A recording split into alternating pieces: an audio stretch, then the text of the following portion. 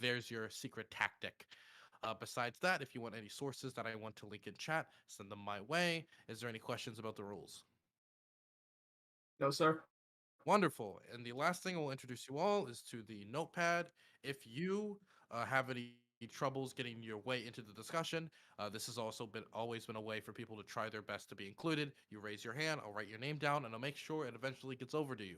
But please know that when you do that, you're probably going to have to wait a while because I want to make sure that the conversations that people are having end before we move over to you. Okay. So now we're going to go into introductions, try to make them short and sweet, describe who you are, where people can find you, and we're going to start over with Josie. Hello, everybody. I'm Josie Rose Caballero. You can find me on Twitch at Josie Rose, the letter C, like it is on my screen there below me. And I am a 6-year veteran reactor operator for the United States Navy. I did that for 6 years, and then I did 10 years as a political person, as a campaign manager and consultant across the country for a decade. And now, professionally, I am a researcher, trans researcher for the largest national trans organization in the country. So I'm happy to be here. I'm ready to have a great conversation today. Happy to have you here. Now we're going to move over to Denims. Hello, I'm Denims. I am a SOCDEM. I talk about politics and I stream. That's me. Thank you very much. Now we're going to move over to Hutch. I would echo the same thing, actually. I'm going to, same as Denims.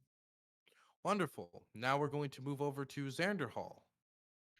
Yeah, I'm sort of advocating for SOCDEM policies, and I'm a leftist, but overall, I just am a progressive, and I talk about progressive issues, and that's basically all there is to know. Okay. Now we're going to move over to Sprouticus. I'm a constitutionalist conservative. You can find me at twitch.tv/thesprauticus or thesprauticus on Twitch. I mean, on Twitter. Either one. It doesn't matter. Wonderful. Now we're moving over to American Nacho. Yeah, you can find me on Twitch, Twitter, all the stuff at American Nacho or some variation of that, with or without an underscore. I am center right. I still consider myself a progressive Republican, at least trying locally. Federally, I've fucking lost all hope, unfortunately. So on that level, I'm politically homeless at this point. But besides that, yeah, that's pretty much it. I game and I talk politics, and thanks again for having me on. Glad to be back. Okay, I'm going to throw it over to Layman. Hello, everyone. My name is Layman. I am also politically homeless. I am a grill-pilled anarcho-Canadian, Canuckian, authoritarian leafism with maple syrup characteristics. Here to imperialize the American panel tonight. I have a YouTube channel called Layman where I moderate debates, participate in them myself, and do the occasional video essay on top of that. And I am very, very happy to be invited back. Happy to have you. Now we're throwing over to Counterpoints. Yeah, super pumped to be back on the Hippy Dippy, one of the best shows on Twitch.tv, and probably one of the best shows in politics, especially politics on Twitch.tv. So my name is Connor. I identify as a centrist or center right. I am probably primarily right wing on like guns, immigration, some Jordan Peterson cultural takes, all that kind of stuff. But yeah, those are my politics. I do run a YouTube channel, which I am live streaming on for the first time ever. Right now, so we'll see how that goes. And basically what I do is I review violent media. I'm a 4-year veteran of law enforcement. I'm a 4-year veteran of the Marine Corps, person other than Grunt deployed 0708. So we're reviewing Full Metal Jacket, one of the best war movies ever made. We're reviewing one of the best law enforcement movies ever made called End of Watch. And we're reviewing Warhammer 40,000 animation content because I'm a fucking dweeb. And yeah, that's pretty much it. And then I also talk politics, religion, spirituality, philosophy, all that kind of stuff. So if any of that interests you, I invite you to go into YouTube, type in common spelling Counterpoints. You should find me. We're on the verge of breaking 7,000. And then also just go onto Twitter and type in Counterpoints, CONORPOINTS, CONORPOINTS. Very, very, very happy to be back on the Hippy Dippy. Happy to have you. Xander Hall seems to be having camera problems again. I'm gonna Yeah, ask we Dannabug tried. to move into another room with him and try to help him out with that, so we can hopefully have him in the show. Now, we're going to go around the room and say our introductions on the first topic, which has to be with the January 6th Commission vote. There was a vote on the January 6th Commission in the Senate, and it failed. There will not be a commission on January 6th as of right now that we know. And this was basically sunk by a speech by Mitch McConnell on the Senate floor, where he waived his support against it, and then it went under. And so everybody's thoughts on this is what we're hoping to get out of it. We're going to start on the bottom left-hand corner with Hutch. Yeah, so it seems pretty obvious on its face that this is a political strategy. It has nothing to do with the sort of excuses that McConnell gave. I think McConnell said that he didn't understand what sort of new information could come to light from this commission, which would have been an independent commission of 10 people, 5 picked by Democrats, 5 picked by Republicans. It was not going to be some partisan panel. And the reason why he said that he didn't favor that is that we already have investigations going on from the DOJ, and he felt like it was going to hamper their investigations or something like that. Well, if that was the case, then why did we have a 9/11 commission? Because they were investigating things back then as well. Republicans are aware that the January 6th events don't make the party look very great, and they're very acutely aware that they don't want to go into the midterms in 2022, defending the party against the attacks that would inevitably come from a commission like this. And it's pretty transparent. So I don't know if I have too much else to add to that on the intro. Okay. I'm now going to throw it over to Denims. Yeah, I mean, it doesn't look good for Republicans to look into the January 6th insurrection. It's just not good for Republicans going into midterms, even a little bit. It's not surprising that like Republicans wouldn't be in favor of this, especially because a big part of their entire argument around it is that this wasn't an insurrection, or that like this wasn't actually some big obstruction of justice or anything like that. So if they can get people to stop looking at that, that is the ideal. The more people that look at this, the worse off they are. Wonderful. Now we're going to go over to Sprouticus. January 6th, I do not support what happened. I condone what happened on January 6th. At the same time, this would have been a waste of money. Wait. You mean condemn, You mean right? condemn, not condone. Oh, sorry. Yeah, I mean condemn. I'm Okay. sorry. I mean condemn. My bad. Really, really bad choicing of words there. Anyways, I Tucker condemn Carlson what happened slip. on January 6th. I Let's surely do not. I go. surely do not condone it. So with that being said, I think that the commission would have been a waste of time, a waste of money. The FBI is already investigating this. This would have just been a political witch hunt because the Democrats know that they're losing the House and the Senate in 2022. This was a last chance effort to have the Democrats try to focus on something else besides the disastrous presidency that Joe Biden's been having so far. So they're just trying to have they're trying to have you focus on something else besides that. So they chose the January 6th and trying to have a commission over it. Now they're just going to witch hunt against the Republicans that voted against the January 6th until 2022 midterms come to try and hope that they have voters. Okay. We're going to throw it over to American Nacho. Yeah, I don't know why this failed. This among a few other key things is part of the reason why I'm pretty depressed and disappointed in like the Republican Party on a federal level right now. I don't think it's a witch hunt. I think they definitely should have done it. I think it only helps them look good faith.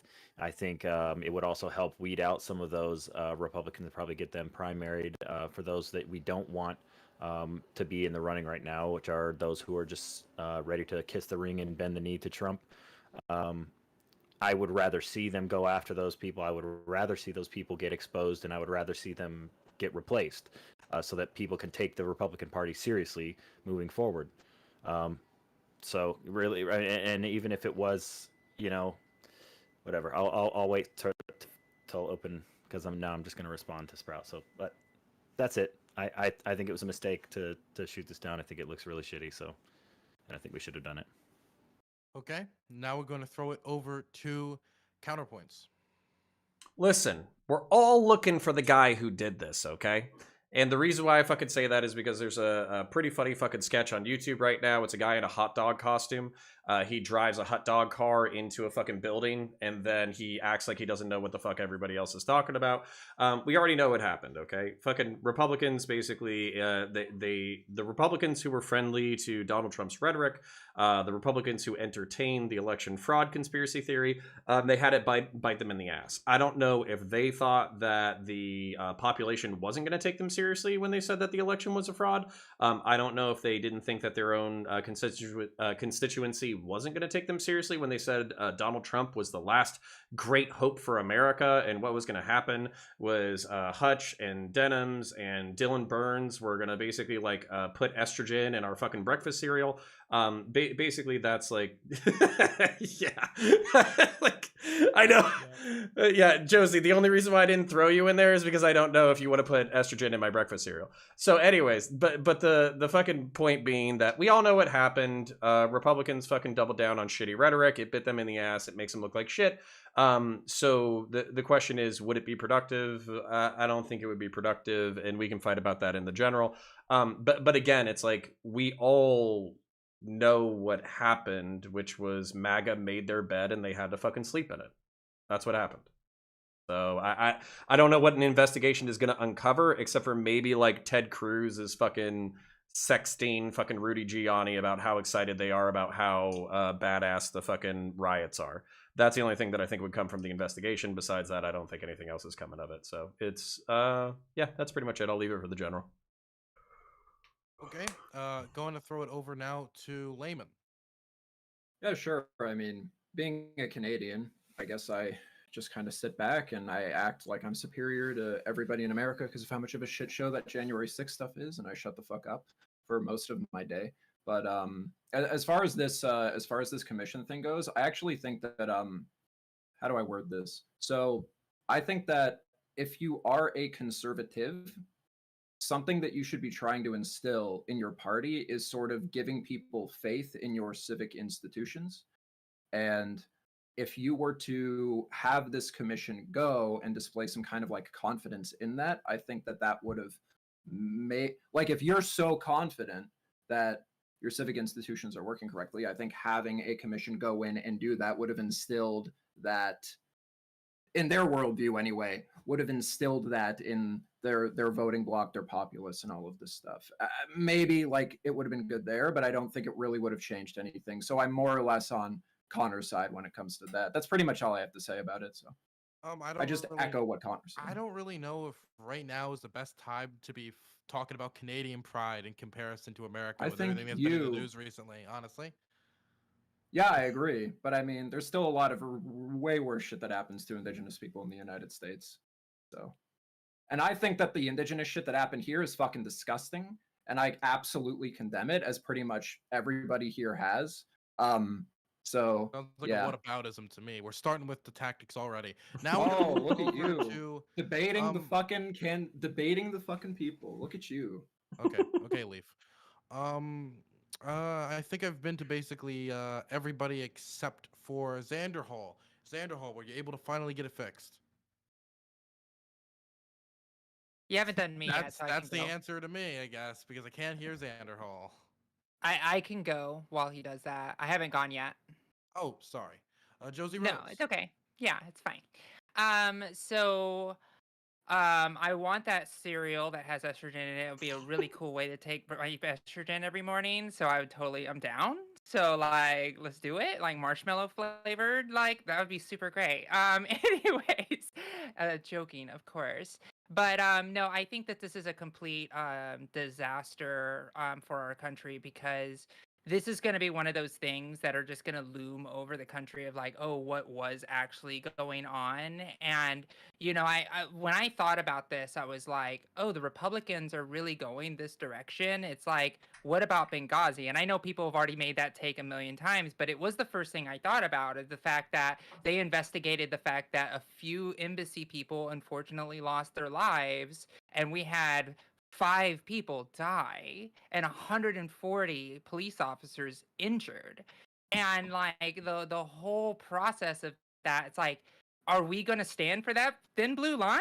Like that's the thing that kind of made me like, hey now, like at least have the simple principles of the ones that you say that you're having, right? And so I think it's a giant mistake. I think that it's just another symbol of hypocrisy. I think American kind of Nacho like nailed it on the head when he was like, nobody's going to take the Republican Party seriously because it's like, what are they going to say? It doesn't matter. It's just corrupt anyway, right? It's just like, it doesn't matter. They can do whatever they want. They'll run roughshod. It's not a serious party anymore. And I feel bad that the Republicans are now basically being consumed by the MAGA cult, but I feel like that's what they're happening because they're literally shielding themselves to it. So that's unfortunate. So I don't Okay. know if Xander Hall can hear us or not, but I guess it would Can you be guys can you guys hear me Yeah. now? Yep. Yeah. Yeah. Yeah. I suppose I wasn't clicking on my push to talk button hard enough, maybe. Yeah, I I also apologize. can't see camera you. issues. Yeah, I don't know how to fix that. I was up until midnight last night, from like 6 p.m. to midnight, trying to fix it. I got it working for a while, then it just shit out again. So I don't know what to do there, but hopefully my audio is okay. Yeah, I can hear you, but seeing you is pretty important for like the whole panel thing. Yeah. Can you cut the camera to your OBS and just use it in Whereby? Yeah, I can try that. Yeah. Well, that's what I've been doing, but I can just put my camera in Oh. there. Just disable my camera on OBS and just use it there. Yeah, that might work. I'll try it. Okay. Do you want to say your introduction while you continue to fix your stuff? Yeah, sure. So we're talking about the Republicans blocking or refusing to approve the investigation. Yes. Yeah, so I think this is just kind of pointless because it seems like anything that's found isn't really going to be that much of a surprise anyway. There was a ton of Republicans that were on Trump's side. There were a ton that weren't on Trump's side during the whole election scuffle, where there was the claims of the voter fraud and what have you. And I don't know if anything there would be found. It seems like most of the Republicans that are super hardcore on the MAGA train are very publicly and openly super hardcore on the MAGA train. So I don't feel like there's much that would be found, but at the end of the day, I haven't heard anything that I disagree with particularly. Okay. So the roundtable is free. You can engage with others. But I will say, of course, while this isn't a rule, it's a motto. Always be nice. Make sugar your favorite spice. Okay. So you can begin. Don't worry, Wanted to Spartacus, point I'll out 'cause back this you is up. something that I was trying to say. I was trying to say this in like my opening, but I don't like to like invoke people in my opening. I don't understand why, even if you think that this like isn't going to come up with anything, if you think this is going to be a witch hunt, like why would you not want the Democrats to like waste their time on it, and it would make them look bad, right? They would spend money, they would waste their time, and they would come up with nothing, and then Because Republicans would potentially be in a better position for the midterms, because right? because they're not going to be in a better position, and they would come up with something. So for instance, like I think the something would be basically that everybody kind of knew what was going to happen and that they just let it slide anyways. I think they knew that there was going to be some kind of riot on behalf of, or at least mass protest on behalf of Donald Trump, that it was going to pressure Senate and congressional lawmakers in order to try to basically maybe not reverse the election, but kind of make like a last stand for the election. And maybe they weren't expecting a riot, but they were expecting a mass protest, and they encouraged it, and they encouraged it with their rhetoric. So basically, like, no, it doesn't make Democrats look bad. It makes Republicans look bad because they were playing with fire and they got burned publicly. So from a Republican strategist standpoint, I think this is probably the smartest move because we all live on Twitter.com. People on Twitter.com have the memories of goldfish. So basically, 2 years from now might as well be a millennia from now. Everybody will forget this shit except for like some kind of like random mention to it. So that's my position. Spartacus, your your mic is muted, so nobody can hear you. Okay, so and Nacho, what you were saying, like you're saying that they're not going to come up with anything that's going to make the Republicans look bad, et cetera, and so on. The Benghazi investigations, the 10 Benghazi investigations the House had, it came up with almost absolutely nothing, but yet it still made the Democrats look bad. It still made it seem as this. No, it still did. It still made Hillary Clinton look bad. To the point where Hillary Clinton still today is blamed for Benghazi. It was blamed for Benghazi. Two Huh? Republicans. And yet she was still able to run and almost win the election. Imagine if she didn't have the investigations in Benghazi. Hillary Clinton wouldn't have had that smear campaign. That's all it was a smear campaign. That's all Democrats are really trying to do is they're trying to bring a smear campaign against the Republicans in hopes that they can keep the House and the Senate in 2022. Because as it stands right now, the Democrats are losing the House and the Senate in 2022, and that's their worst fear because Joe Biden's going to be able to do absolutely nothing because the Republicans are going to stop him. It's going to be a dead halt. So that's where I stand. It's a waste of time and a waste of money to add on top of that. I don't share your pessimism that the Democrats are going to lose the House and the Senate. It's way too early to make that kind of a prediction. Oh, right it's now. optimism. It's optimism. I'm sorry. Did you confuse that? Well, no, I understand. It's optimism. Oh, okay. Optimism from your perspective. From my perspective, is pessimism. But I don't share that point of view. It's way too early to make that kind of a call. And just to sort of address your earlier framing of where we're at right now, you framed the Biden presidency as a disaster. That is certainly a minority opinion in this country. He has a rock solid approval rating. He's passing popular policies. And as long as he continues to do that for the next 2 years, the Democrats do have a shot in 2022 to keep the House. It's going to be difficult because there's an incumbent's sort of disadvantage when it comes to the pendulum swing in this country. But we live in unprecedented times, and it's really impossible to predict where this is going to go. The issue isn't Joe Biden's quote-unquote disastrous presidency because he's having a very successful presidency so far. A lot can change, but so far he's doing well, delivering on his promises and whatnot. But the more pressing issue was the fact that the census results came back and we lost like 6 seats. So it's going to make that job that much more difficult. So your argument is essentially that because the polls say that Biden's a good president, we can see how well the polls did in 2016 and 2020.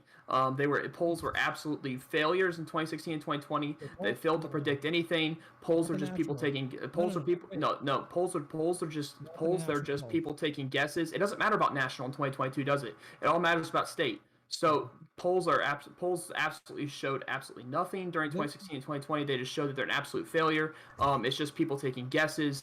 Now that polls can be manipulated in many different ways depending on who you call, how you phrase the questions, etc., and so on. Well, so I'm sorry if I don't listen to the polls that everyone says that Biden is God. Like it's insane because the people I talk to say that Biden is absolutely awful, even the left.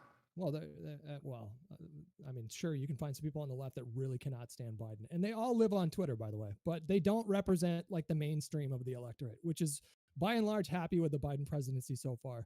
And to your point about polls, we had a few, there was certainly the case that in some states, the polls were like wildly off. Florida, I think Iowa was like 10 points off. But we're talking about like crucial swing states where they got the data wrong. But that doesn't suggest that polling like as an institution is totally worthless because it's not. It's just not. Yeah, it's kind of painting polling as a zero-sum game, right? Like, it's better to have the polling data than to not have the polling data, even if there are flaws with the polling data. And as a researcher, like there's so many different ways that you can actually look at data. You look at methodologies, you can see those type of things. You can actually make really strong predictors from polls. But the thing is, his argument isn't just about polls. I feel like you kind of zoomed in on polls because that was something you wanted to fight. But the question still stands of like, is the argument you're making that the Democrats would be too strong in a like what do you call it, an investigation? Because like the idea like an independent commission is going to go and do these investigations. I've never heard a Republican make the argument before that the Democrats are too strong and that they would hurt us even if they find nothing. So let me take this, Josie. So I don't think the Democrats are too strong. I think the exact opposite. I think Democrats are too weak. With that being said, I think Democrats are going to find absolutely nothing. You guys got away with Russian collusion for 2 years, which hurt the Republicans. It was a smear campaign against Republicans. For 2 years, you got away with just keeping that investigation going. They're not going to find anything. It's just going to be a smear campaign. We had an investigation in between this. What? The Democrats weren't responsible for the investigation into Russia. That was fucking Rosenstein, who was a Republican appointee in the administration. That wasn't like a Democrat-led investigation into collusion. Sorry, who was in charge of the Russian collusion investigation? Robert Mueller, a Republican. Okay, Robert Mueller. He's not a Republican, but okay. He's a Republican. Yes, he is not a Republican. What is the qualifier? What is the only non-Republican thing that he's ever done then? Robert Mueller. Yeah. I mean, look at his past. He's not a Republican. Look at his past. Just I'm Like gonna leave it at that. what? We're not gonna we're not gonna sit here. We're not gonna sit here and bring this all about Robert Mueller. that's the thing, Seriously. though. That's the No, this thing. was It's so like the investigation was brought in by the left. The left chose Robert Wait, Mueller. I With It that being wasn't said, brought on by wait, the can left. I'm it was curious. brought on by the Wait, left. wait, No, I'm it curious. wasn't. Stop. Okay, stop for a second. So the question was posed: what about Robert Mueller's past makes him a like not a Republican or a left winger? Is there any? You said look at his past. What about his past? I'm just curious. Look at the way Robert Mueller has decided cases in the past. Look at the way Robert Mueller's investigated cases in the past. To add into that, it was brought on by the left. The right certainly did not bring in an impeachment campaign against the president of the United States. So it was a left house. You're Okay, mixing cool. your talking points because the No, I'm not Republican missing my impeachment talking points. Yes, you are, because the impeachment had nothing to do with Russian collusion. He was not impeached for Russian collusion. You Really? just So keep Robert ignoring- Mueller's report had nothing to do with the impeachment. No, right? he was impeached. Yeah, impeached that's because why of they the- used it. Get out of here. Brother, he was impeached for the Ukrainian shenanigans, and then he was impeached for his role in the January 6th insurrection. At no point in any of those impeachment hearings was Russian collusion brought up. Well, okay, Hutch.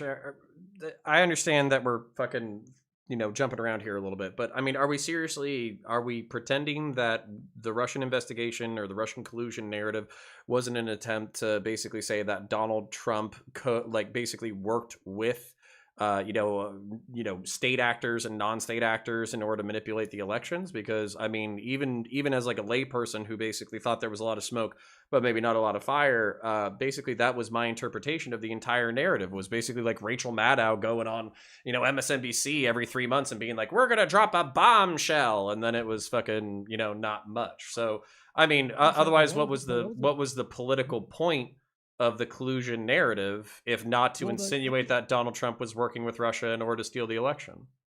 But the person who's responsible for that narrative to begin with was Trump and his entire cabinet during the transition, who acted the way that they did. And the Mueller report didn't come out. The Mueller report didn't come out and exonerate Trump. As much as right wingers like to say that, it explicitly says in the Mueller report that he is not clearing Donald Trump of criminal wrongdoing. But that's a whole other rabbit hole. Democrats obviously are going to use the Mueller report politically, just like the Republicans would do the other way around. This is politics. This is just what happens.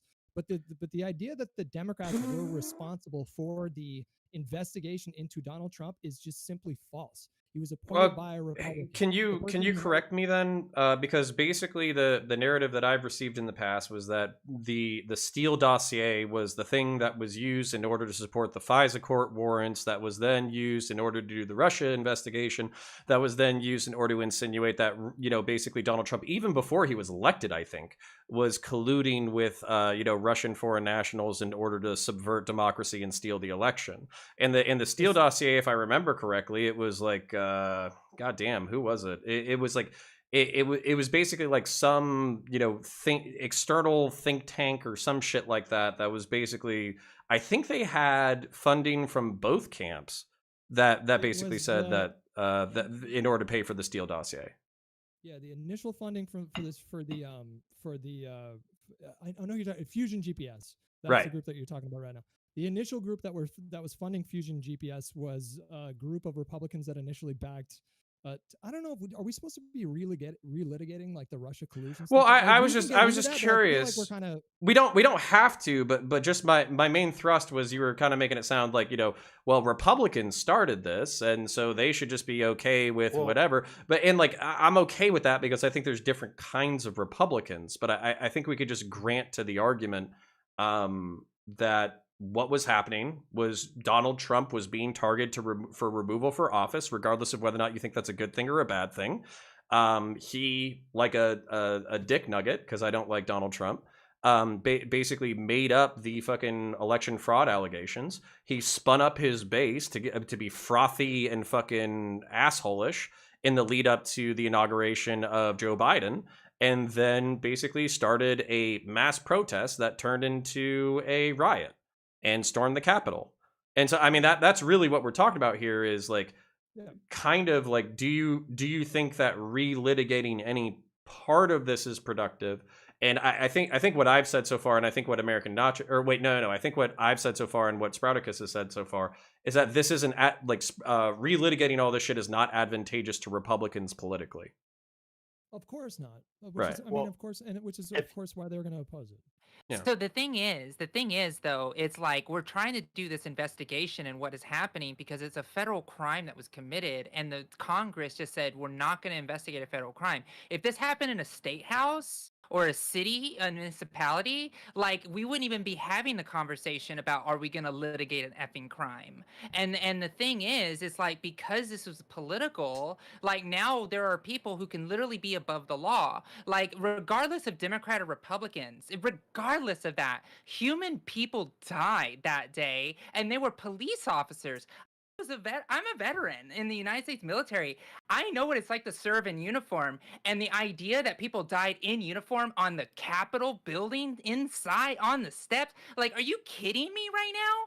Like, it pissed me off as a red-blooded American who actually did serve this country, because I was like, this is effed up. Like, I was watching it and I was disturbed deeply because I swore an oath to protect this country from foreign and domestic enemies.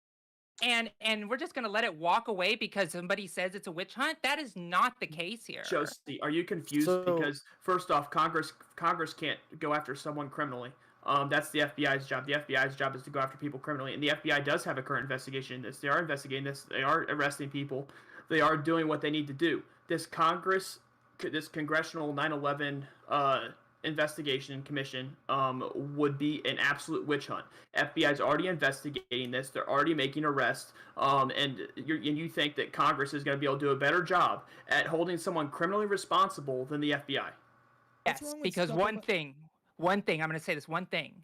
Because when you are going after your colleagues, you need a commission. Because right now there is clear evidence that there were representatives on the floor that knew this was happening and basically colluded with these insurrectionists.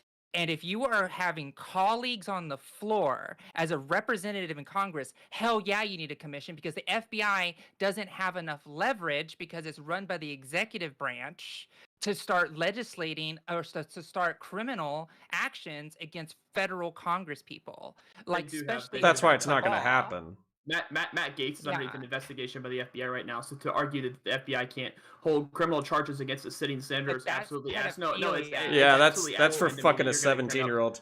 Okay, I understand. I understand that, but the argument that was brought up was that the FBI doesn't have enough leverage to bring criminal charges against it. Yes, you said the FBI doesn't have enough leverage to bring criminal charges against a. That's exactly what you said. I know. Josie. I Don't- say don't they shake your head. don't have that much leverage. I say They do. Okay, that's what I'm saying. The argument that was being said is they don't. The FBI does not have enough leverage to bring criminal charges against a sitting congressman.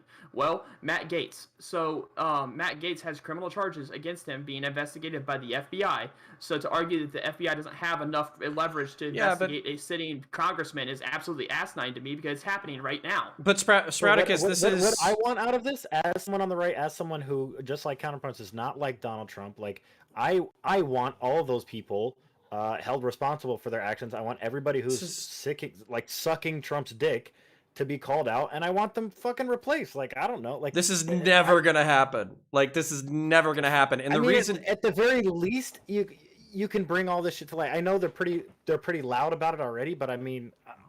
You're don't know, basically man. talking about. Yeah. I just want to talk about the descriptive side of this really quick, okay? Because here's the descriptive side of this. You're talking about 55% of the Republican base. You are asking 35 to 40% of the Republican base to go to war with 50 to 55% of the Republican base, and basically, one, that's never going to happen, and then two, Sprouticus, I would submit this to you because I think we need to be consistent with our deep state narratives. Okay, so I'm a person who believes in the deep state. Sorry, Josie, I know I'm going to disappoint you. You're probably going to stop smiling in a second. But basically, what I would say is that there are people who are covered by the deep state. Okay, so as an example, a lot of people were boys with Jeffrey Epstein. And they probably either were hanging out with underage prostitutes or having sex with underage prostitutes. This isn't being investigated aggressively. Basically, what was it? It was like during an investigation into Hillary Clinton for the illicit server that she had. The ex-president Bill Clinton sits down with the state attorney of the fucking country. Like you can't tell me that there aren't people who are above prosecution, above investigation, don't have a disproportionate amount of, basically influence where they can get away with shit. The reason why Matt Gaetz is being served up on a platter is not because he had sex with a 17-year-old. It's because he was dumb enough to have sex with a 17-year-old, let it come to light, and he doesn't have enough fucking leverage to bribe away his sex assault victims, and he doesn't have enough friends on fucking Capitol Hill to help him cover it up. That's why Matt Gaetz is being served up. Not because, no offense, but to anybody here, but basically, I believe in the QAnon conspiracy, not literally, but I do think a shitload of fucking powerful people have sex with underage prostitutes, and it's used as blackmail against them in order to hold them accountable to each other. So, yeah, they might not kill them and eat them and shit, but yeah, we have a bunch of fucking people who like to fuck underage prostitutes in positions of power in this country. I love you. That's a heavy point to just drop and just Denim, go ahead and go. You look like you want to say something. Go for it. I don't know how to follow that up. I see we've gotten super off the topic is all. No, I don't think it is. Yeah, I was about to say that we're not here to talk about pedophilia in government. We are here to talk about the January 6th Commission. So I do think the next people talking have to talk about the January 6th Commission. Okay. Is there anyone here that's against it, or against the commission existing? I Sorry, what was your reason again for being against it? I think it's a waste of time. I think it's a waste of money, and I think it's just going to be a smear campaign against the Republicans. Just like I believe that Benghazi was a waste of time, a waste of money, and it was just used as a smear campaign against the Democrats. Okay, and I'm there too from a pragmatic standpoint, not from a moral standpoint. Morally, it should be investigated. It's just not going to be. Can we gauge something real quick, Sprouticus? How serious do you take the events of January 6th? Do you think it was a big deal, or do you think it was? I think it was a big deal. I 100% support the FBI investigating this and hold people criminally charged for what they did on the day of January 6th. I'm 100% for the FBI figuring out who was in there, figuring out what was done, arresting them, and then putting them in jail. But what I'm not for is a smear campaign against the Republicans that came out and condemned this. It's widely condemned by the Republican Party right now on January 6th. So to come and try and do a smear campaign against a party that's widely condemned January 6th is where I'm going to draw the line. I think you're sort of incorrectly conflating the Benghazi hearings and the special committees in the House with independent commission in Congress, because it's not the same thing. However, now we will probably see a Benghazi-style sequence of hearings in the House because Republicans refuse to go along with an independent commission. This would have been 10 people, 5 appointed by Democrats, 5 appointed by Republicans. This wouldn't have been Democratic senators that are chairs of certain committees just grandstanding and trying to make trying to score cheap political points. That would have happened after the commission released their results. Then the politics would have started. But it's not like the investigation would have come from the senators themselves. It's not like the Benghazi stuff. And if you take it seriously, and if you're in favor of accountability, the scope of this investigation is massive. Think of the manpower that they need to go through these thousands and thousands and thousands of videos and social media posts. It's taken them months.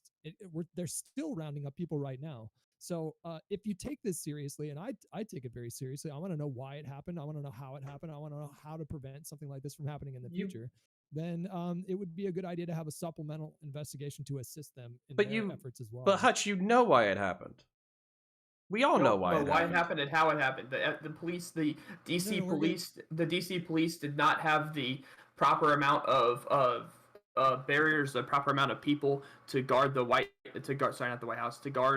the Capitol. And so with that being said, they got overran by protesters. They knew this was going to happen. They decided not to have those people there. Don't you want to know why, though? Don't you want to know why the DC police weren't there? I think that's an important thing to know, right? My God. Why are you so uninterested in that question? Okay, so the FBI is taking care of people criminally. Like I said, they're not going to investigate. They're not going to investigate the DC police. It's just not. That's literally in the bill. That's not true. They're not going to. What the commission was supposed to do. It's going to be a smear campaign against Republicans. You're not going to see Section 401A to conduct investigation of activities of intelligence agencies, law enforcement enforcement agencies, the armed forces, including with respect to intelligence collection, analysis, and Why would dissemination of you? information sharing among relevant instrumentality. This of is government. this is that is literally kicking- in the. This is like the kicking bill. a fucking support beam that's termite infested. Like, I have no idea what you guys are seeking to gain by this. Like, you're literally like, we already fucking know. We know. So what are you hoping to gain? We're talking about a more granular level. So like, if you take a look at, there was a news story that came out this last week where there were members of the Oath Keepers that were exchanging emails and text messages with each other. And Oath Keepers, if you don't know, they're like this like far right extremist group. And they discovered through these text messages that they were literally standing back and waiting for Trump to invoke the Insurrection Act. After which point they had intentions to go in and straight up execute people that were getting in the way of Trump's agenda, and that included members of the GOP as well. Yep. So there's a lot to learn. Like we may know like sort of like the broad reasons for why this happened. It's not exactly like a giant mystery. The president and the leader of one political party in this country relentlessly lied to his voters and got many of them to believe something that simply wasn't true. And if it was true, they would have been justified in an insurrection. But I'm talking about there's like 1,000 other whys to explore here. With something as complex as the events of January 6th. I just don't see the downside. I mean, I understand if you're a Republican and you're concerned about the midterms, then yeah, I would understand why you would oppose this. But if you strip politics away from it altogether, I don't understand the downside of just getting more information. Okay. So I wanted to say really quickly as well. I can kind of see the defense on why you don't think it's worth doing, right? Because the people who believe the insurrection was caused by Trump and was caused by MAGA people, like those people who believe that narrative already believe it. It's not like there will be new information unless there is new information that shows that they didn't prove it somehow or that they didn't cause it. And the people who don't think MAGA had anything to do with it and are still in denial that the insurrection like never happened and that people just were protesting peacefully, like there's no information that's going to convince them, right? But I think in terms of like historical sense, isn't it good to like have that like noted? Like we can like look back at this event and we actually have real information on these things. And I would like to build off of what Denham's just said because I agree with it. But I'd also like to say that for those who might be a little more agnostic to the issue, maybe a little more apolitical, it would provide people with more evidence to support their arguments as well. So Yeah. Okay. So here's my thing because anybody that's still apolitical at this point, like how are you coming into all of this? Katarana, please. Lots of people are apolitical. Tons of nobody on this panel is, or probably watching this is, but a lot of people are. There's some people that are like, I don't know about that insurrection thing. Like, yeah, maybe people were actually just, Yeah, because people are people like susceptible to that. tons of propaganda all the fucking time, and it's not necessarily other people's fault. So you got to be able to prepare to talk to those people and be But kind to those are people, the people and that present people with those arguments too. yeah, but those some people, let's say we go ahead and have a commission, would if they're so apolitical that they can't go ahead and decipher different types of information for themselves to get an actual clear opinion, what's the commission going to do for them? It's not like they'd be able to read that not either. No, Shit. not for them. For those who are for those who are presenting the information to them, it just provides them with more of a case. That's all that I'm saying. okay. I mean, the Is 9/11 that- commission is was that- Wait, I'm gonna have Hutch go, and then we're gonna go to counterpoints. I'm not gonna say too Please, much. Sorry. nobody interrupt me. I have to use the bathroom quick. Okay, I'll be right back. I wasn't going to say much, but I was just going to say that the 9/11 commission was valuable, and it did provide valuable insight that we still use to this day. So, there's that. Yeah, and then okay, so this is kind of where I'm at. Okay, and we can poke these wounds if we want to. I just don't know.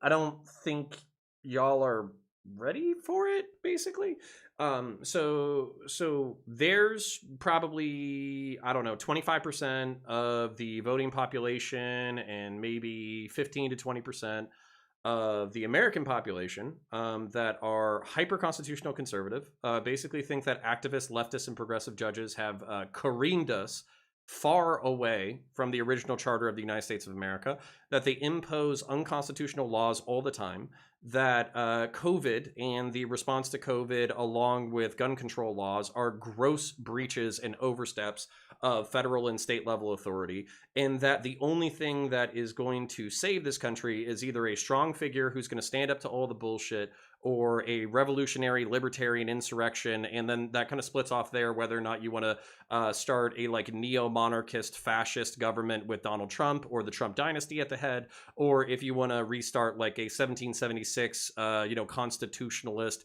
libertarian, fucking Ancapistan. That's literally 15 to 20% of the population. And by the way, I have some sympathies there.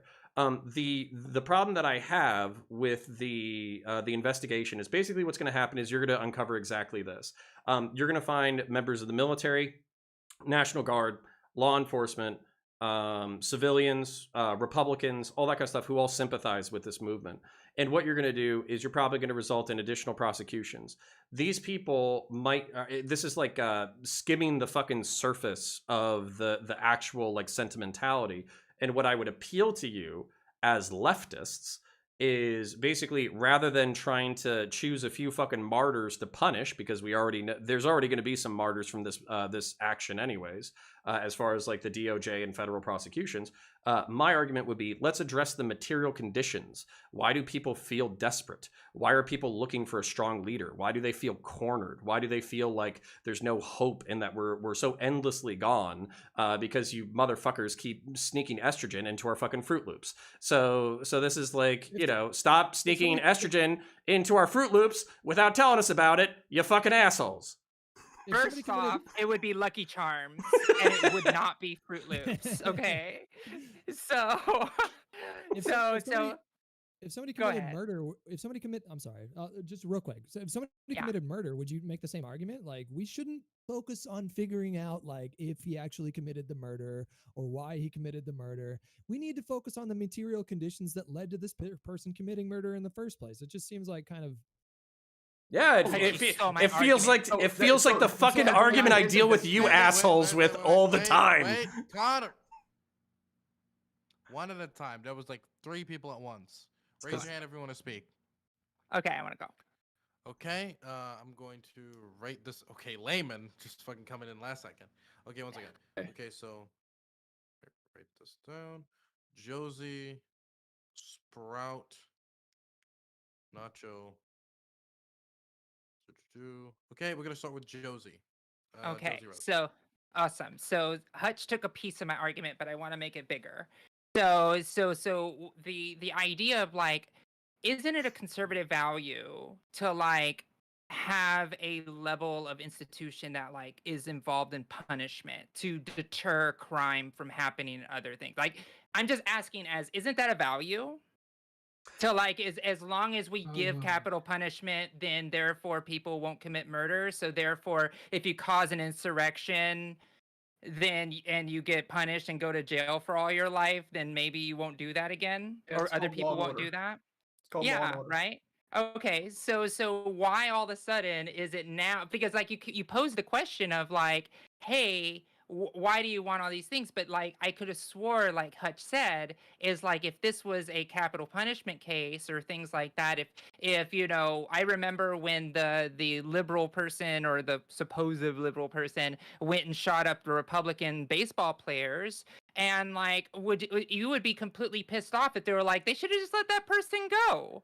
Like, we need to figure out what caused that person to figure out what suffering they had to lead them up to shooting up the Republicans. Did the Republican Party harm them in some way? Maybe we should investigate. Right? So that's my argument. I'm just literally saying the same argument that you said to us. I'm waiting my turn. Okay. It just sounds Fair like enough. Oh, wait. Is it my turn? I don't know whose turn it is. I'm Dylan, whose done. turn Next is it? is going to be Sprout. Okay. So, Josie, guess what? The FBI did investigate the baseball shooting.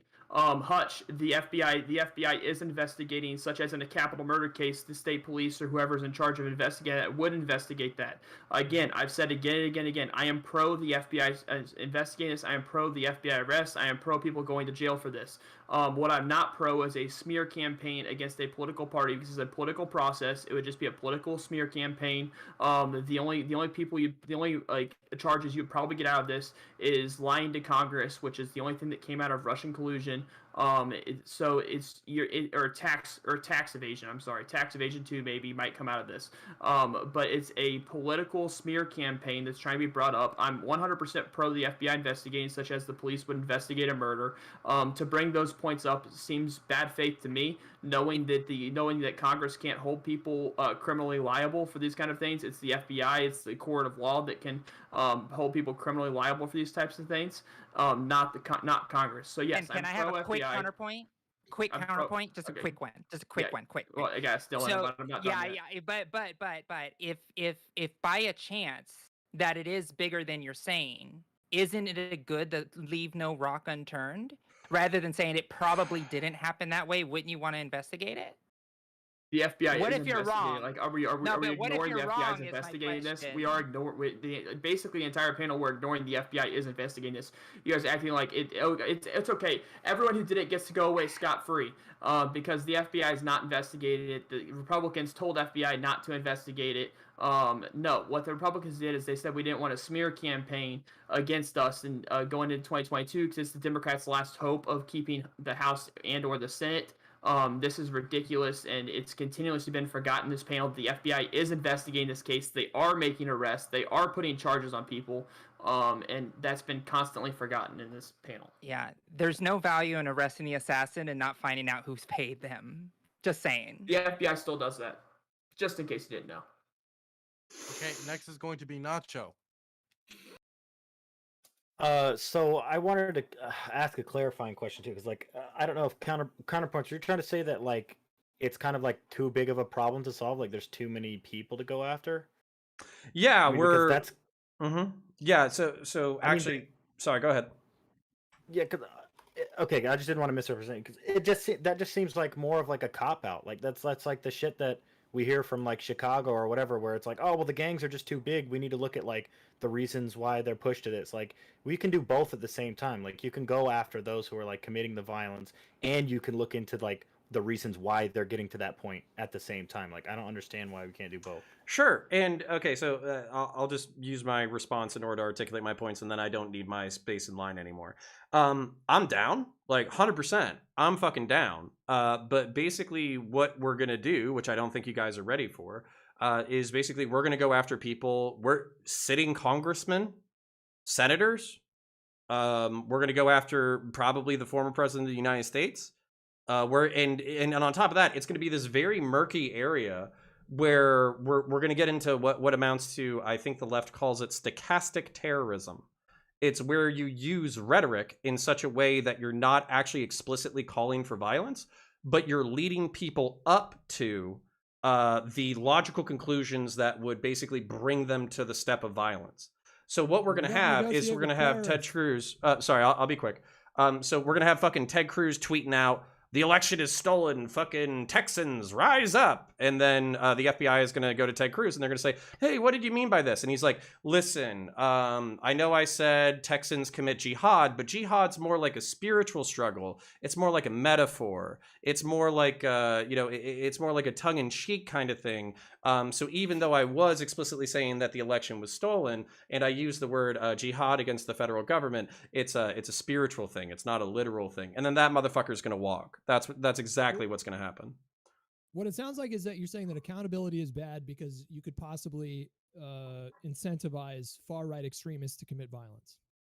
I mean, it depends on how far you want to fucking go. Like, listen, guys, if you're ready to go fucking full bore, I'm down. Let's fucking do this shit. I think it's a lot better.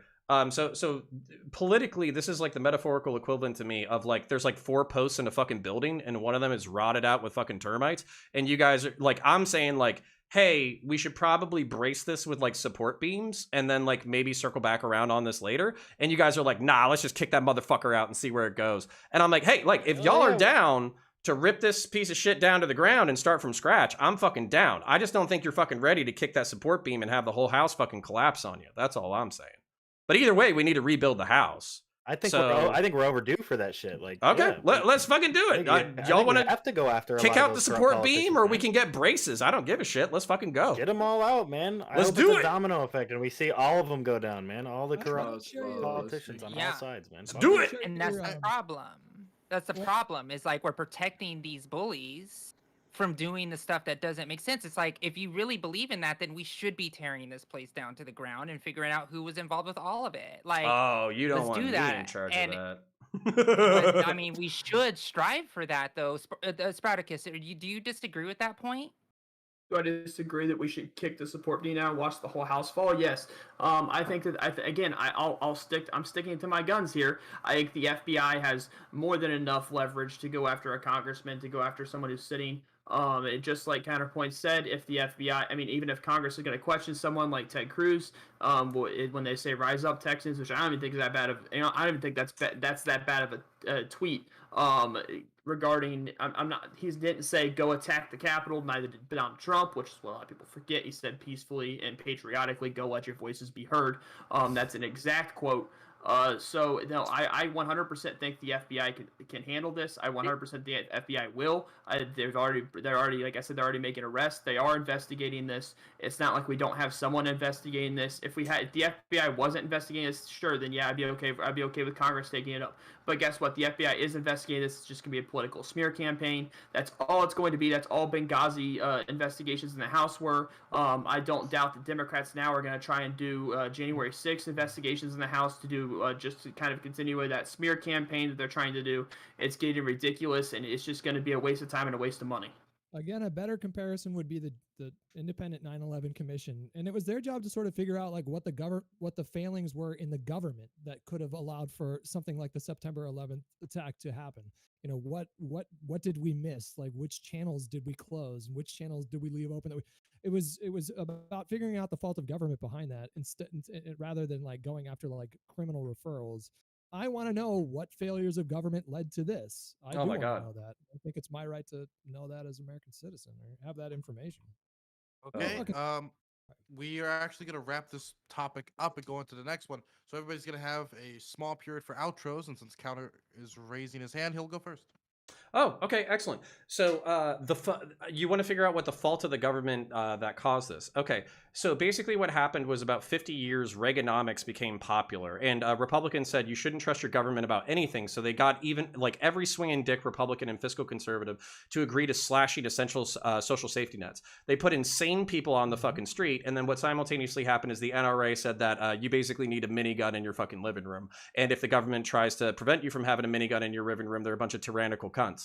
So that basically festered for about 30 to 40 years. And as economics slowly fucking shit on the middle class and the working class, people became increasingly frustrated. They turned to two prevailing fucking political philosophies, one of them being communism or socialism, and one of them being fascism. And without it actually being called fascism, they turned to a new strongman dictator type in order to save them from all their problems, because the world of 2021 is more complicated because denims is in my country being brown, and fucking Josie's in my country injecting me with fucking estrogen. So because that is a very like terrifying world to be in, they turned to Donald Trump in order to solve all their fucking problems. Turns out that he can't. He's a strong man. He uses rhetoric more than he actually uses actual policy. And when he lost, because he's a bitter loser, he encouraged all his fucking people to riot at the Capitol. A combination of like spiritual, material, whatever, confluence of factors got people fucking desperate enough that they decided that storming the Capitol was the right thing to do in order to restore America to its former greatness, and as a result, they did it. So this is my final point before I yield. You're only going to catch, if this is a mafia analogy, you're only going to catch the low-level players. You're not going to catch the high-level players. Not only that, but you're basically going to worsen the tensions that have started this whole fucking snowball of bullshit. And if you actually want to fix any of these things, rather than calling Sprouticus or me or American Nacho, not anybody on this panel, but rather than calling us fucking Nazis for wanting like limited like immigration control and capitalism to continue existing, maybe you could address like some of like the spiritual, moral, physical conditions that make us desperate assholes who want to keep fucking miniguns in our living room. And I still want a minigun in my living room, despite me making all these points and making fun of it. Yield. Okay, I agree. A world with denims is a disgusting future. Wow. We're gonna throw it over. Wow. We're gonna throw it. We're gonna Wow. throw. I support my Wait. Sprouticus. This I is am going to outros. let all This the is lefties outro. know that you Look at hate this rule. Palestine. Look at this rule list. Look. Denims can't Timbo. follow basic rules. Wow, that's crazy. Not surprising. That's crazy. Not It's not surprising. surprising that Wow. a Is that gay surprise? man What? during Pride Month would be so flimsy with his own panelists. Oh, I get it. Unbelievable. We're all limp wristed. I understand what Exactly. you mean. I Okay. mean, I finally Okay. get it. I'm Yeah. glad you Yeah, finally okay. understand. Yeah. Leftist infighting at it again. Wow. Wow, look at over there, Hutch laughing it up like I love my homophobia, my daily dose. I understand that. I mean, look, he has a shaven head. I mean, he's filling the profile. Right. Speaking of Hutch, he is Yeah, next. he's basically a neo-Nazi. Yeah, yeah. Hutch, No, I'm growing my hair back. You can see. Is it my turn? Is that what you A said? quarter yes, neo-Nazi. it is your turn. So what? It's true that the FBI is investigating, comprehensively investigating, and I applaud them. They're doing a great job. They're rounding everybody up, and I can't even imagine how difficult that must be. Imagine being an agent sitting in a room and actually like going through all of these videos minute by minute. I mean, this is an exhaustive process, and they have my respect. But what they're not going to do at the end of it is put together a comprehensive report that links all these different threads together. There's just going to be these individual convictions. That's the point of an independent commission like this one. The country benefited from an independent commission for 9/11. There's no reason why we wouldn't benefit from a similar independent commission for this. And just as a side note, it really fucking pisses me off when people try to absolve Trump by saying that one time or two times in a 45-minute speech or whatever he said, peacefully, of course, peacefully. And then he waited 3-4 hours to make any kind of a condemnation of the rioters that were in the Capitol building. And when he did, he told me he loved them. We love you. Go home. You're patriots. Go home. These were people that were like violently assaulting like Capitol police members there. It was very obvious that he knew what he was doing. I just wish that certain Republicans and conservatives would just acknowledge what he did, acknowledge the part that he played. And it's disappointing that so many just can't. They constitutionally cannot. So with that, I yield. Thank you. Next is going to be Katerina. Hello. Yeah, I think this commission is still helpful. There's a difference distinctively between an independent commission and an FBI investigation. One of those things being that an FBI investigation has no necessity to be released to the public. So thus, there's no necessary reason to believe that we would get any final answers, whereas with this commission we could actually, like, as a country, get some form of answers. Perhaps like some people don't see the entire utility in that. Even like sometimes I can say, hey, I don't really trust the American public to go ahead and read fucking anything when it comes to making their decisions. But at the end of the day, I think the access of information is a very good thing to have. And hey, look, if one extra person reads it and is able to go ahead and make solid, you know, have solid conviction on which side they're on, that's still a win to me. I don't know why there's just this opposition for like doing both. Like it's wasting tax dollars. We waste a lot of tax dollars all the time. I'd rather them waste it on this than like buying the shiny, cool new fighter jet. So this is a decent compromise to me. Okay. Next is going to be Layman. Yeah, I think my position has pretty much been left unchanged throughout the entirety of this conversation, unfortunately, but that's okay. I think that I will just basically say that I agreed with Connor's point. Connor point, so funny. That it would be very, very beneficial to examine the underlying conditions that lead to situations like that happening in the first place. I think a lot of it, from what I've looked into, is mostly related to education. So if you don't have as much access to education, you are more likely to buy into things like conspiracy theories and stuff. So maybe investing in education would be a good, what's the word, prescription to that problem that could maybe prevent it from happening in the future and keep this degradation in America of like people losing all their faith in their civic institutions and shit like this happens in the first place. But I also agree with the lefty people that it's also a good idea to investigate it so your civic institutions can actually remain stable and remain strong. So that's my take. And yeah. Okay. Next is going to be Sprouticus. Again, I've remained unchanged this entire topic. The FBI is investigating this. This would have been a smear campaign. just as if the Republicans were going to investigate BLM and the riots over the summer and death that's happened there. It would be a smear campaign against the Democrats. You've seen the Republicans try and do it. You've seen the Republicans try and bring this up as a smear campaign against Democrats. Democrats are just trying to come up with a smear campaign against the Republicans. That's what's going to be used as. As I've said before, as it stands right now, Democrats don't have a chance to keep the House and the Senate, let alone both. So they take over the House, I guess, is a tie. But I mean, take over the Senate, I guess it's a tie. But like I'm saying, it's just gonna be a smear campaign. It's gonna be a waste of money. Catarina said we waste tax dollars every day. Why does it matter if we waste more? And that's just a fundamental disagreement we're gonna have. Catarina is why should we waste more tax dollars? I'm fiscally conservative. I think that we should try and go back to actually having a budget and keeping to it rather than just borrowing trillions and trillions of dollars over what we actually have. But that's where I'll leave that. Okay, next I'm gonna throw it over to Josie Rose. All right. So I agree with all the people who believe that we should have a commission.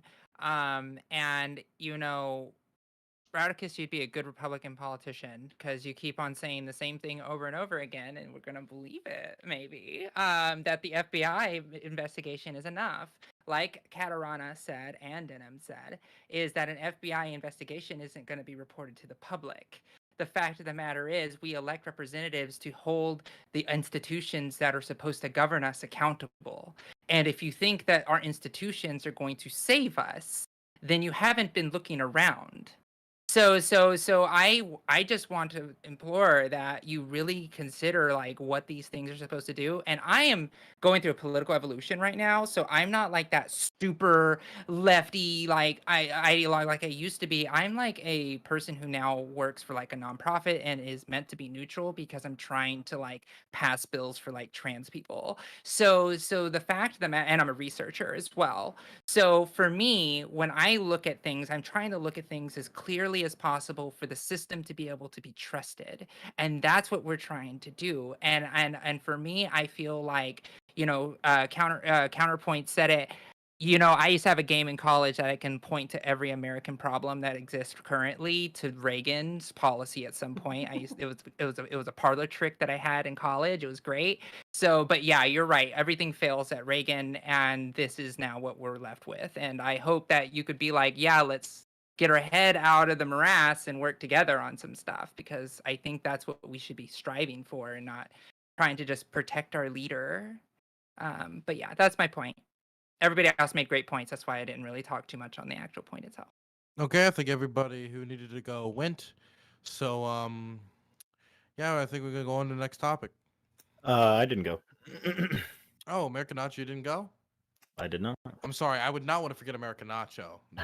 The last person. American Nacho. The last nacho. So yeah, I say let's weed them all out. Let's get this ball rolling because to use Connor's example and even something that Sprout brought up, like if we just keep reinforcing the rotted boards, if we just keep not paying attention to inflation, like we saw what happens. Like we had a chance to correct similar things in relation to this kind of like let's just put this off. Let's just not look at this for now.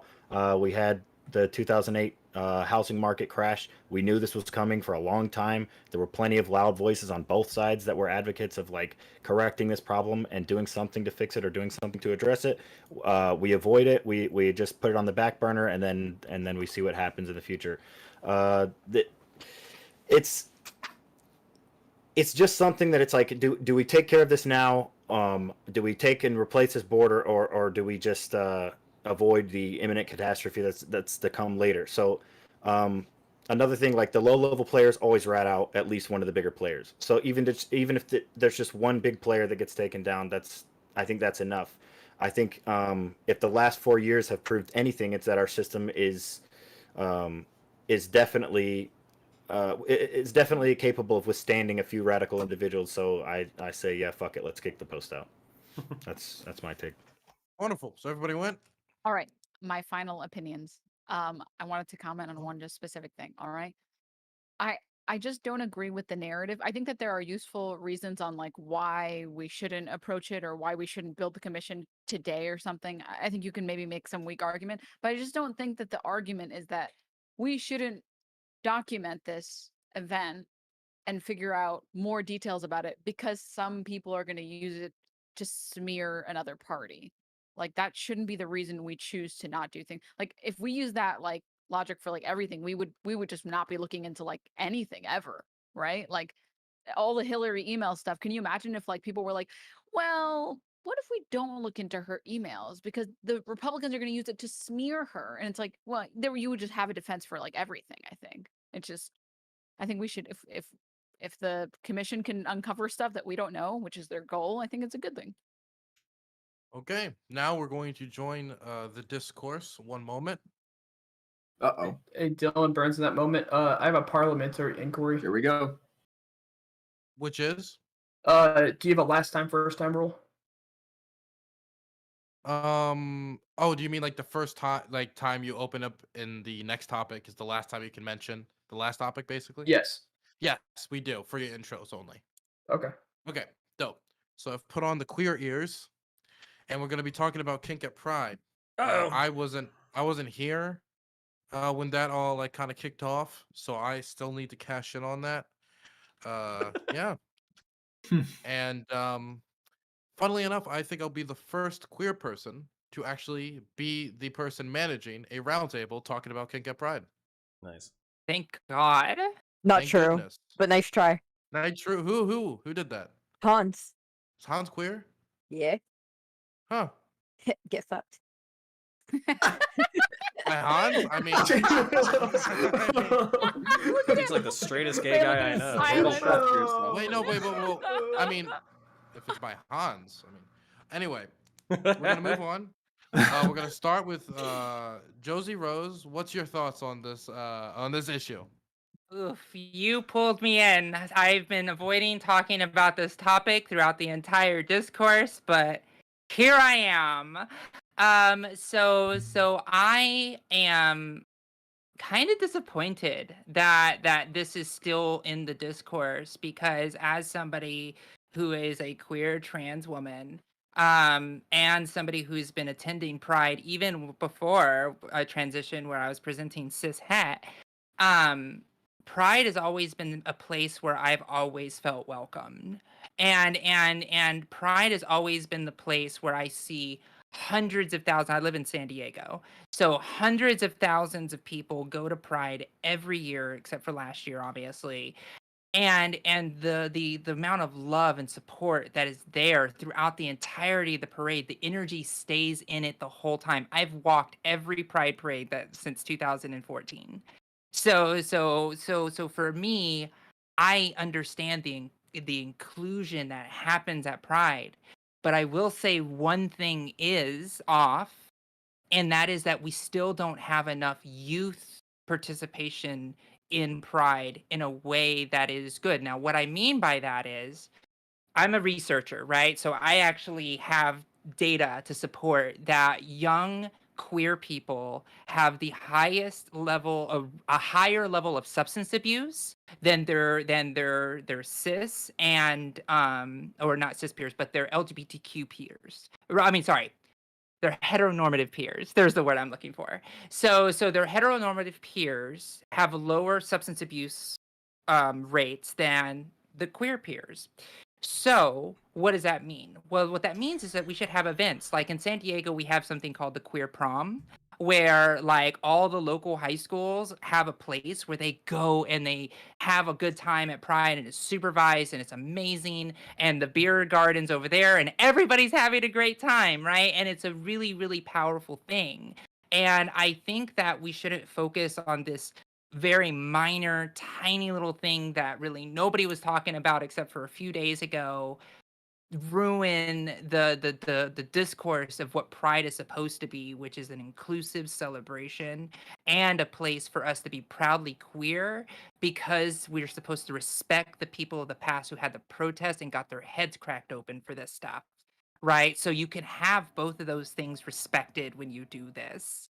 And so what I would love to see is that, and I'm not trying to criticize you for having this discussion. I think it is pertinent for us to have it, but I'm just disappointed that we are now 4 days into Pride and we're still talking about Pride not being inclusive enough or already inclusive, when the discourse should be like, Pride is happening, it's amazing, right? And that's a disappointing thing. So Okay. I look forward to the discourse. Next, we're gonna throw it over to Sprouticus.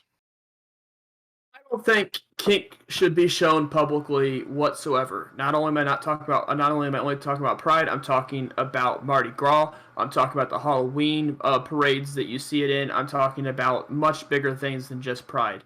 I don't think it should be shown publicly like it is. And with that, like, I think that Pride can find a private place, such as inside, to show off their kinks if they want to go celebrate their kinks. From my understanding, Pride isn't about showing it off. I'm into BDSM, or I like pet play. From my understanding, that's not Pride. Pride is taking pride in your sexuality, right? Whether you're gay, trans, whatever. Fly your flags. Let them know, like, I'm not afraid to be this. This is who I am, and I'm gonna accept who I am, and I'm gonna do it publicly and openly. But I'm sorry, leading around a guy put in a dog costume with little to nothing on is not Pride. That's just showing off a kink, and it's absolutely disgusting to do in public.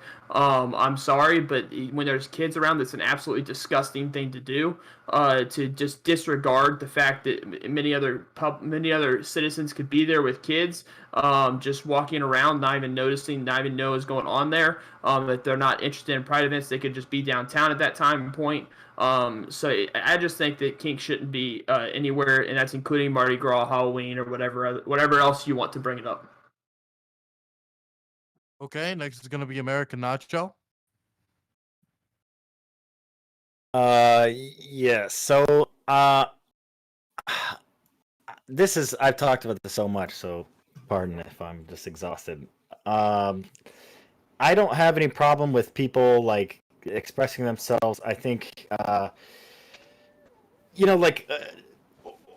freedom and justice are kind of like they're like artificial projects of like a long, painful like social experiment or experience. I mean, and it's the results of like trial and reflection and sacrifice. We've had to go through a lot of shit, okay, for people to be like accepted at LGBTQ.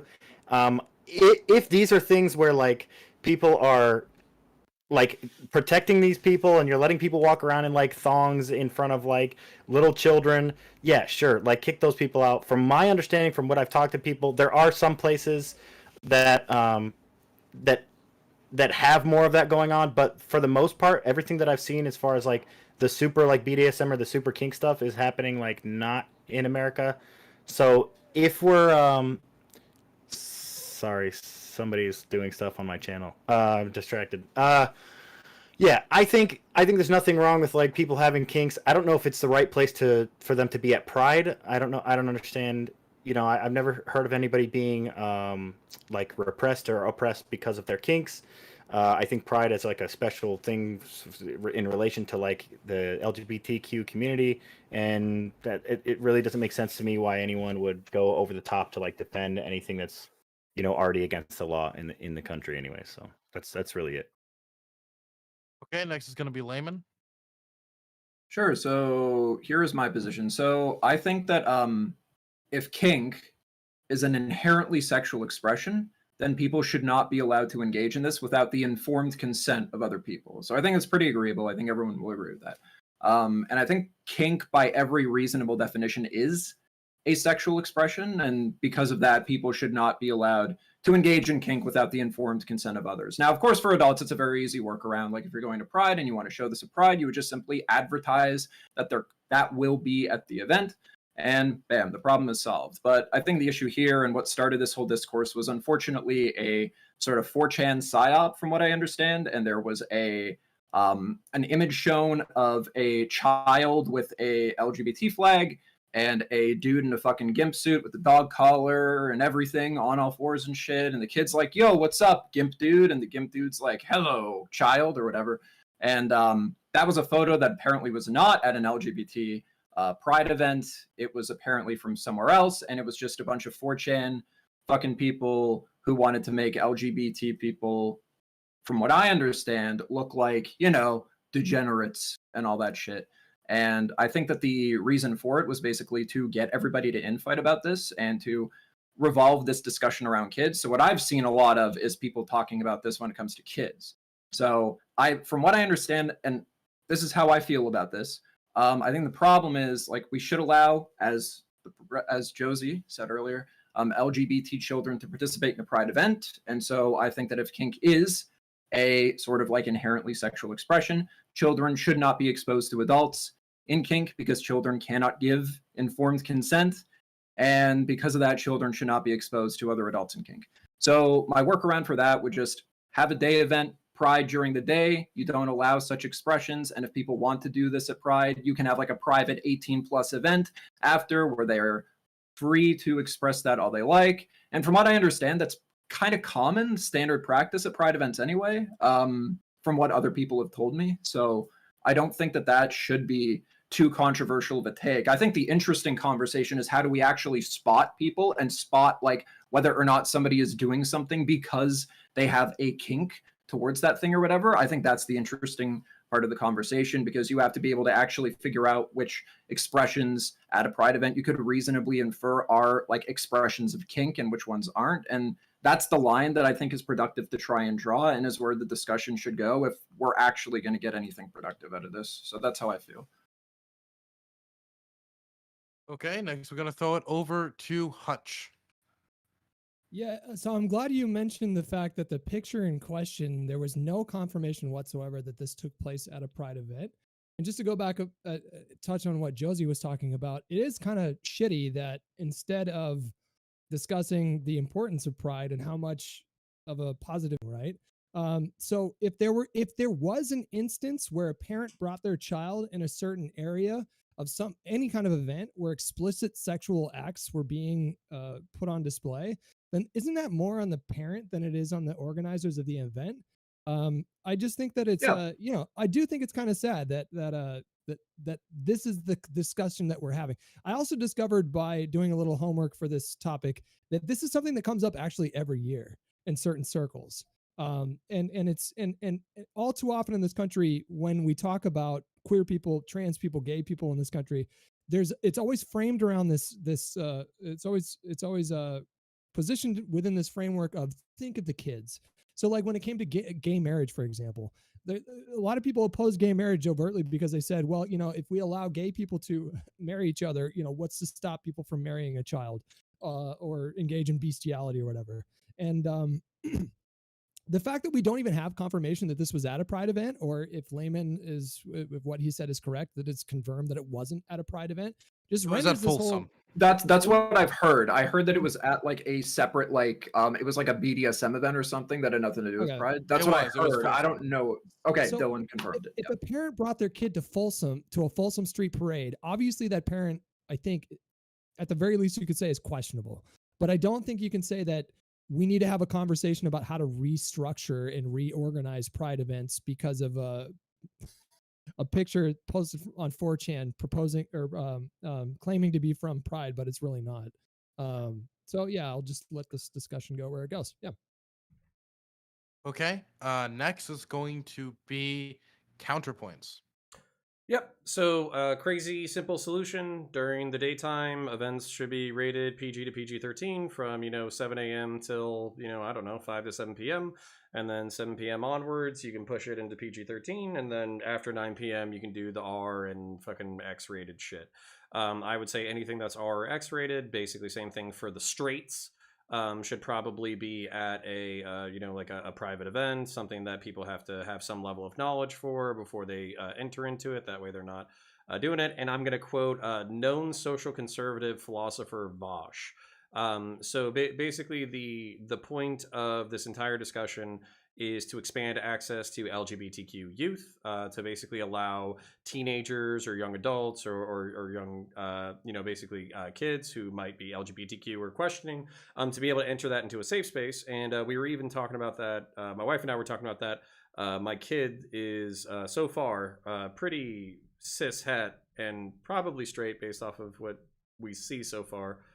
He likes to take baby dolls and use them as hammers, so I can't think of anything more intense than that. But basically, if he were gay, and we were to take him to Pride, if we saw something extreme, would that make us uncomfortable? And the unequivocal answer was yes. And would we allow him to participate after that? And the answer is no.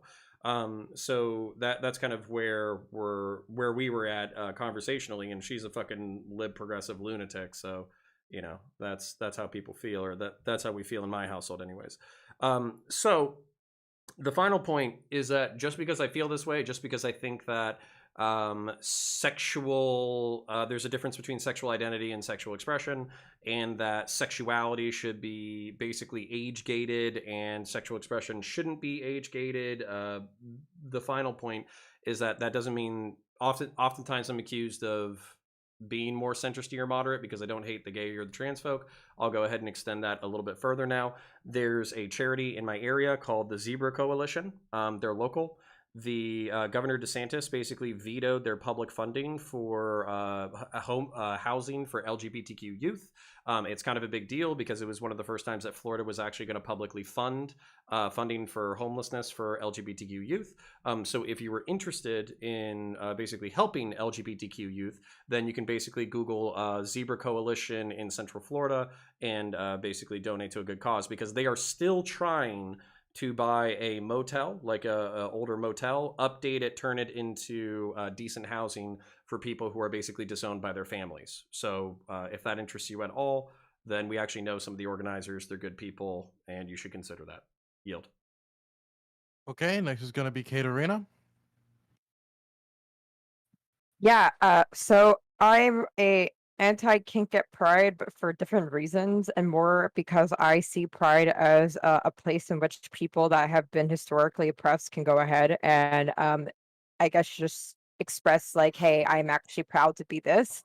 Last time I heard, Christian Grey smanging it in his fucking red room wasn't really being oppressed for it, so I just don't really see it as being like an oppressed group of people. It's like, to me, it would be the equivalent of having essentially like straight pride. Like, congrats.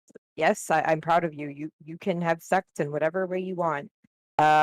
Also, somebody had made a point about like kink in general being something that shouldn't be allowed outside. There are kink of nylons, so I don't know how you're planning on going ahead and policing people with pregnancy kinks and people that really like stockings, but good luck with that.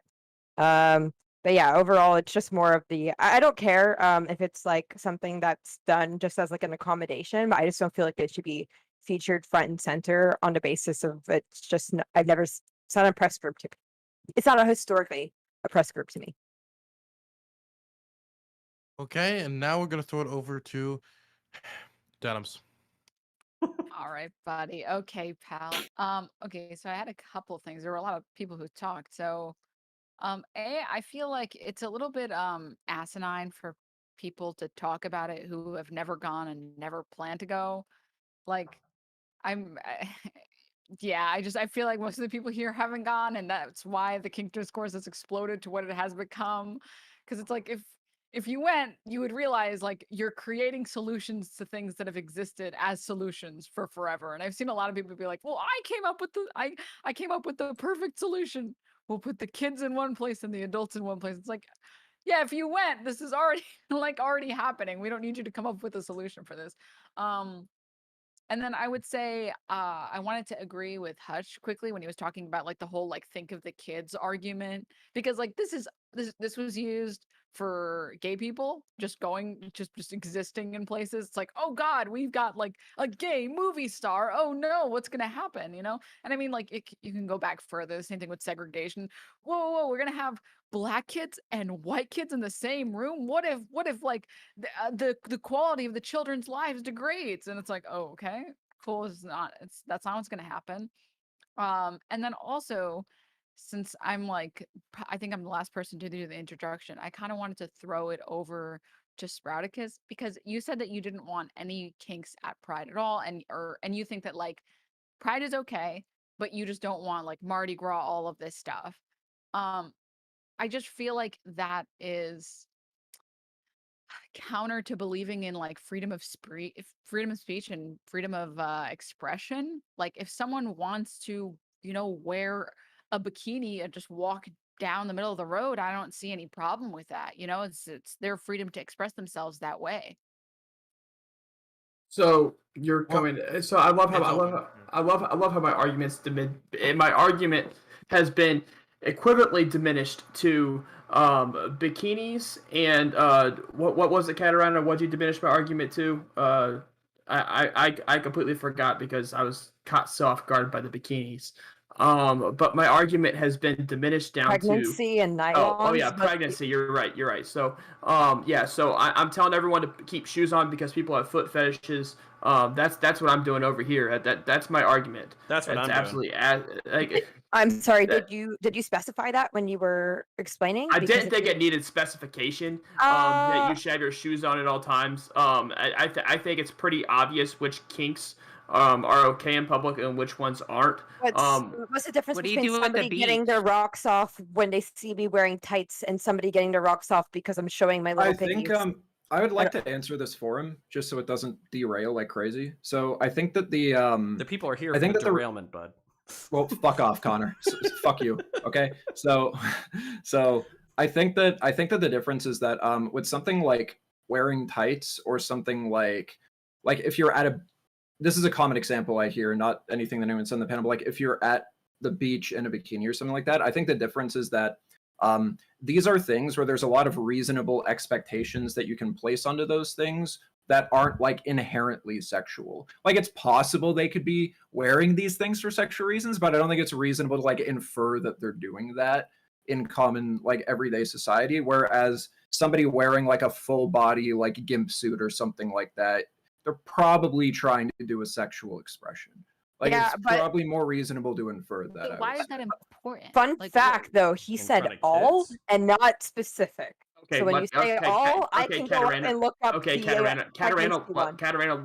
let me What is up with ease conservatives your and mind. mispronouncing my name? Is I don't there know. just Well, how do you something pronounce your name? syllables? How do you pronounce your name? Tell me. That's irrelevant. Hey, Just I said it right, okay? Wait. Just to be clear, can we all hear it so I don't? It's so I feel like I don't have Katarana, my- but if you're gonna fuck it up, just say Katarana at least. Like it's like Katarana. I'm here like Wait, say it one more time. Katarana, and I'm Oh, like never ugh. mind. I didn't pronounce it right. Hey, Look, don't Dylan oppress Burns white mispronounces people in our everything. accents, Katarana. Okay, so Katarana. let me ease your mind, Katarana. Okay, let me ease your mind. All right. So I'm talking about the explicit sexual expressions that can leave a kid wondering, asking questions that they aren't ready for. Kids are impressionable. It's sexual in nature. Is what I'm referring to. Wearing sandals is not sexual in nature. Seeing a pregnant woman is not sexual in nature. And to diminish my argument to that, I feel is a little bit bad faith. And it's just asinine that you're just sitting here and diminish my argument to that. I've never had that happen before, and I've argued this 3 or 4 times before, and no one's been like, "Oh, so you're afraid of pregnant women going out in public?" Like that's asinine. I Make a clearly better version of this. I was just trying to say that when you say all, it's really stupid. So next time, just like maybe specify it better because you said all. So in which case, I can go ahead and get nitpicky because you said all.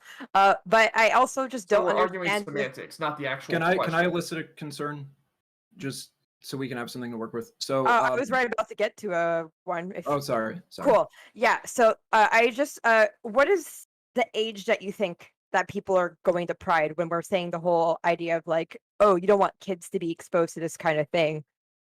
What age do you think people are going to Pride and like being cognizant of the fact that I'm here to learn something? It's in public. I don't care what age they're going to Pride. It's in public. You can go to your grocery store and accidentally walk into a Pride parade. Like it's in public, right? It's down the streets. Don't people that go to Pride events know what the fuck is up? Like, isn't Yeah, that, also- Unless you don't know what the fuck is up, Hutch. Not everyone knows what the fuck is Okay, up with Pride so events. most things that people wear at Pride just naturally are things that I couldn't just go to, like, my local 5-class restaurant wearing, or the grocery store even. So there is a kind of like shifted amount of like what you're expected to be allowed to do at Pride versus going, I don't know, to McDonald's. So if we want to make the idea of like it's at public, like great, but like it's it's pretty well known that if you're at a pride parade, you're going to be seeing things that you're not used to just seeing every single day. So then my question still stands. Now that people, take their kids to pride and they know that their kids are going to see things that are different than usual, that are not kink, what age do you expect? What age are we trying What to? if I don't take my kid But to it should Pride? be. It What if I'm shouldn't going to matter the fucking to some grocery degree. store?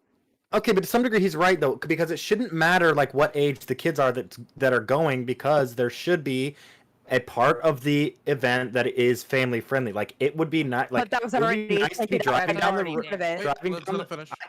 Okay, that's fair. I'm just saying, like, it would be nice to be like driving down the fucking road. Your kid looks out the window and they're like, "Hey, mommy, daddy, what are those like? What are all those rainbow flags over there? What's going on over there?" And then you could just pull over, you just park, you just be like, "Let's go walk, let's go find out, let's go walk around," and then you can show them whatever. Like, there should be a portion of it that is like family friendly to all, and I know that that's how a lot of them are, and it is unfortunate that there are people who are trying to kind of like smear campaign against the Pride events by posting one picture of some LGBT or some other. It was like a BDSM event or something else like that, Wholesome and they're running it leather like that. vest. So sure, yeah, whatever it was, yeah. We're now gonna throw it over to Layman, then Josie Rose. Yeah, so I think that the concern from people who are sort of on like the anti side in the context of this discourse and this shitty 4chan psyop bullshit that shouldn't have happened, the concern seems to be that the concern that people have is whether or not children are being exposed to adults at Pride and they are doing they are my wording is fucked today. They are doing sexual expressions that are not being done so with the informed consent of the other person, and children cannot give informed consent, and that is why people are sort of freaking out about this. So I say, so like for me, the solution is just to tell people that that's not how Pride events are. But I don't understand why we're doing this thing where we're like, oh, if someone takes their kid to Pride and they're confused, and how do we police this and that, just seems kind of irrelevant to me. Like I don't know why we're having that conversation. I mean, it feels like a lot of people disagree with the question.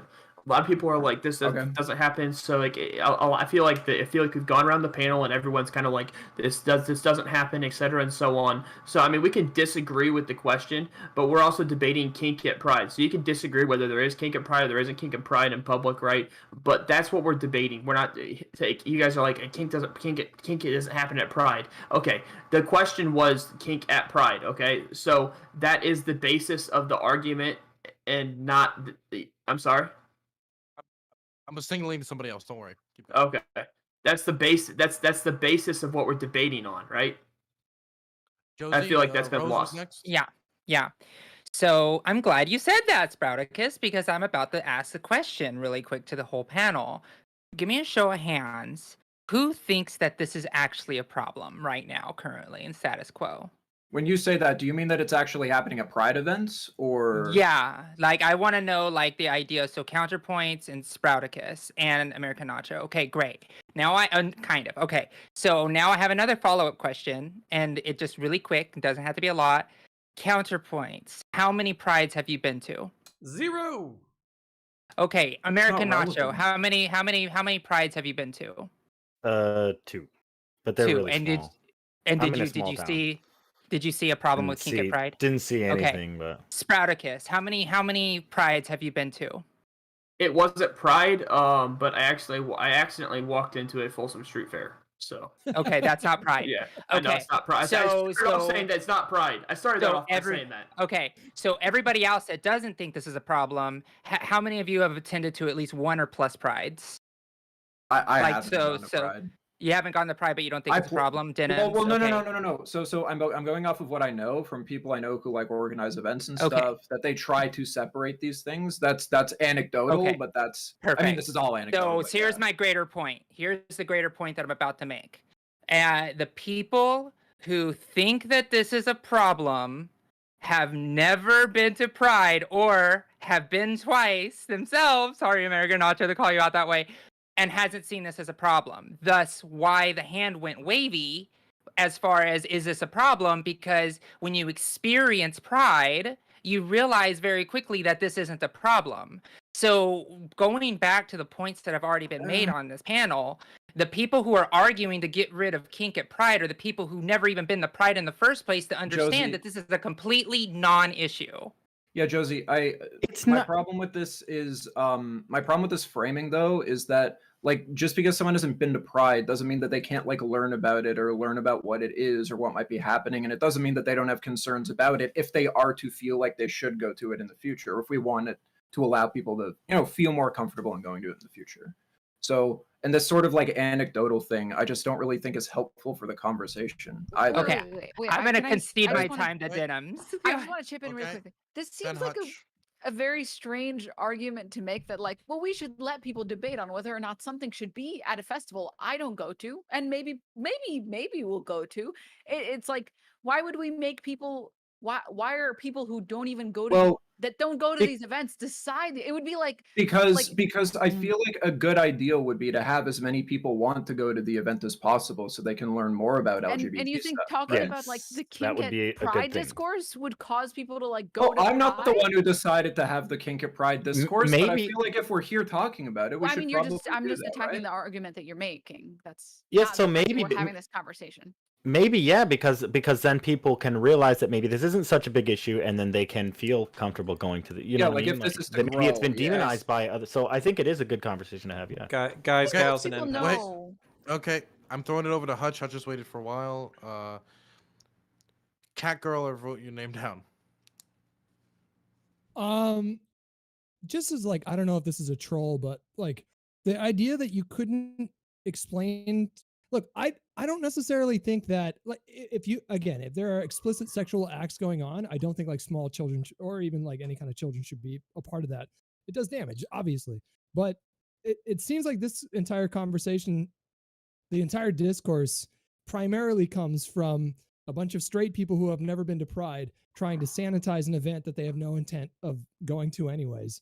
And if we're gonna get into the fucking nitty gritty of this, it seems like it'd be pretty easy to explain to a kid who saw like a leather daddy or something like that. Like when I was a kid, I was dressing up like Wolverine for fun because it was fun. So like, why wouldn't it? I'm not a parent, so if there are parents in the chat can explain this to me, or in this call can explain it to me, why would it be difficult to explain? Like, oh yeah, they're dressing up like that because that's fun for them. Can I just say something? Another anecdote. I know we're throwing around the anecdotes a lot tonight, but I actually am going to Pride. I'm going to Pride in August for the first time in my life, and I was sort of like I'm not really, and this is just a personal thing with me. I'm not imposing this on other people, but just like I'm personally not comfortable being around other people displaying like sexual acts in public, and I knew a lot of people personally. Again, I've seen a lot of people just this discourse thing is happening on fucking Twitter. This is something that lives on Twitter. We all know this. And I think it's a good thing to separate what actually happens in real life from what's happening on Twitter and all that shit, right? But, someone who's not been really keen on this, I've seen like a lot of people saying that like, oh yeah, the picture of the fucking kid wearing the gimp suit and shit is fine.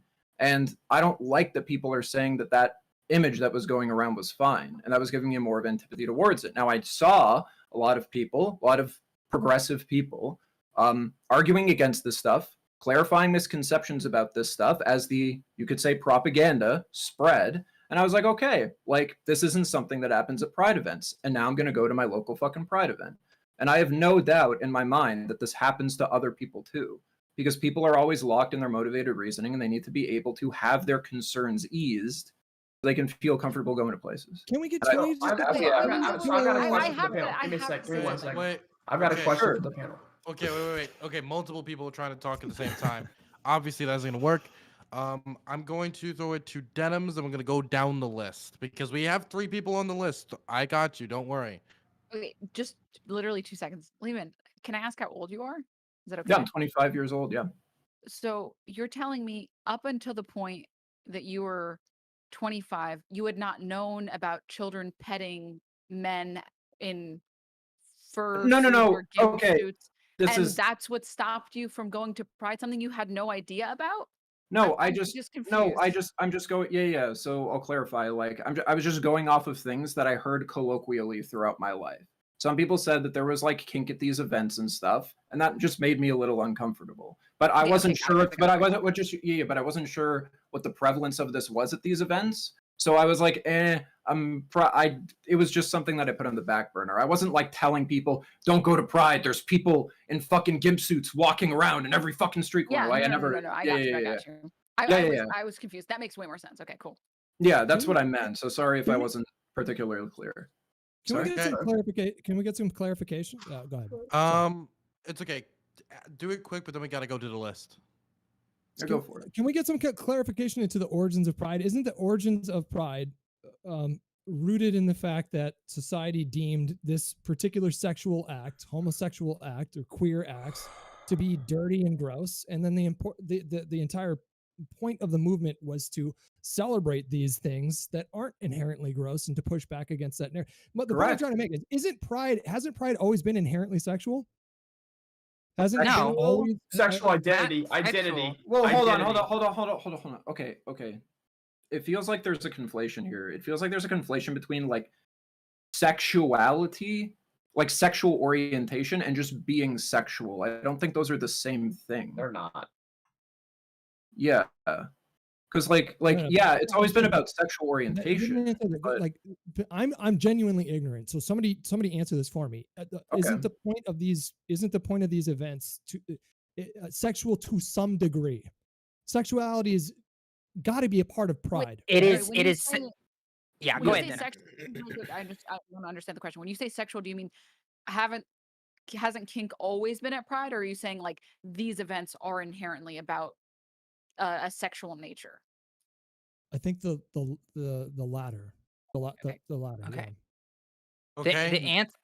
Go ahead, Dylan. Okay. I'm sorry. He asked a direct question, so I'll let you go to the list. I apologize. I'm walking over you. Yeah. We're gonna go over to Connor. Oh, holy shit. Okay. So basically this is kind of the thing is like, I don't give a fuck. Y'all figure it out. And we talk about all sorts of shit that I don't think other motherfuckers are qualified to talk about. We talk about military, we talk about law enforcement, we talk about police reform. And sometimes I do this dick move, and I'm sorry, because I've done it to people in this room, where I'm like, you don't know what you're talking about. I'm a cop. You don't know what the streets are like. And you just did it to me, and I fucking hated it. But that being said, I think there's a principled argument here.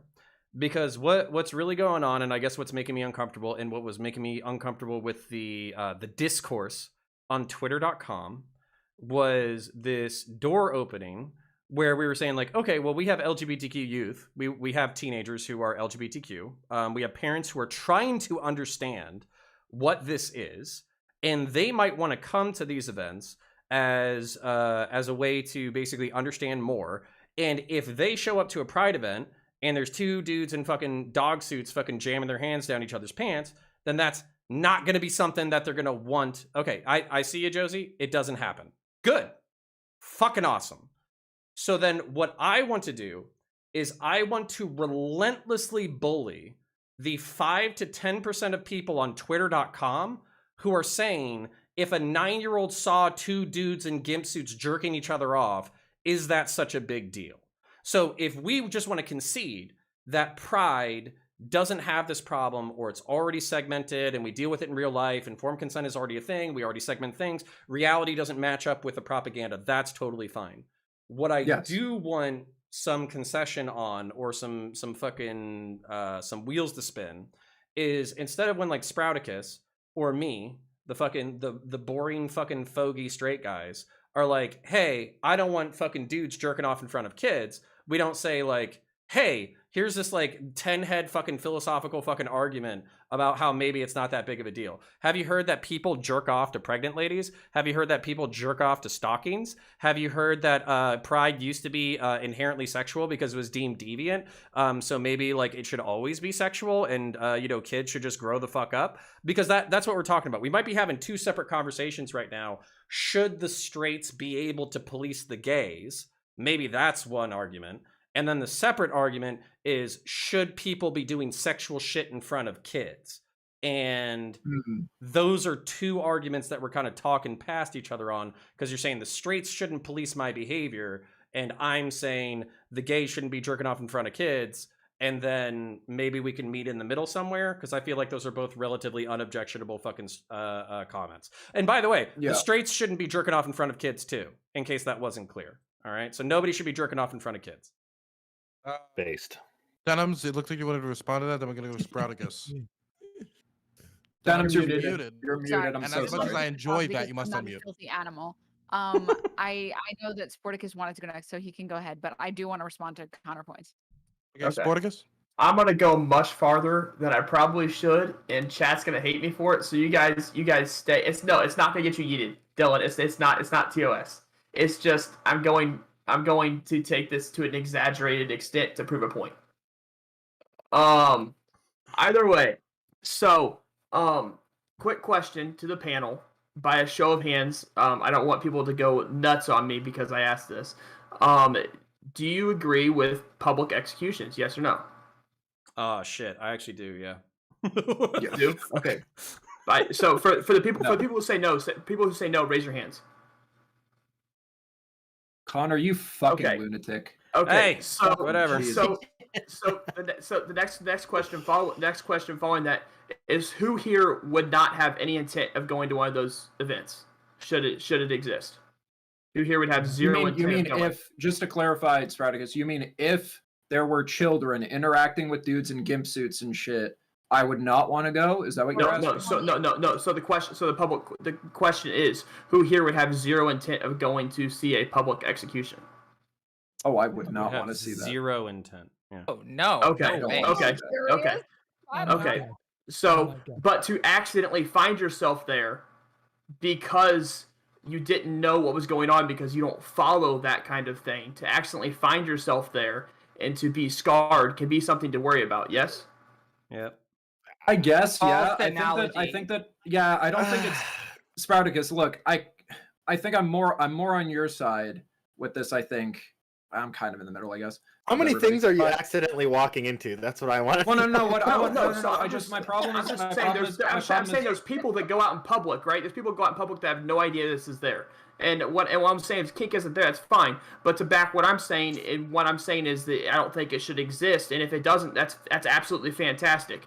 Yeah, But I'm right. backing my point by going exaggerated lengths to get you guys to understand it, because evidently people can't understand it. No, I understand what you're saying, but I don't think it's analogous because a decapitation isn't a sexual act. I understand For that, no, but you. it still scar you. It still scar Shut you, the right? fuck up, Connor. You necrophiliac fuck sycophant. Anyway. You deviant. You deviant! You degenerate! Anyway. Go to Live Leak, you weirdo. Listen, it was just a sorry.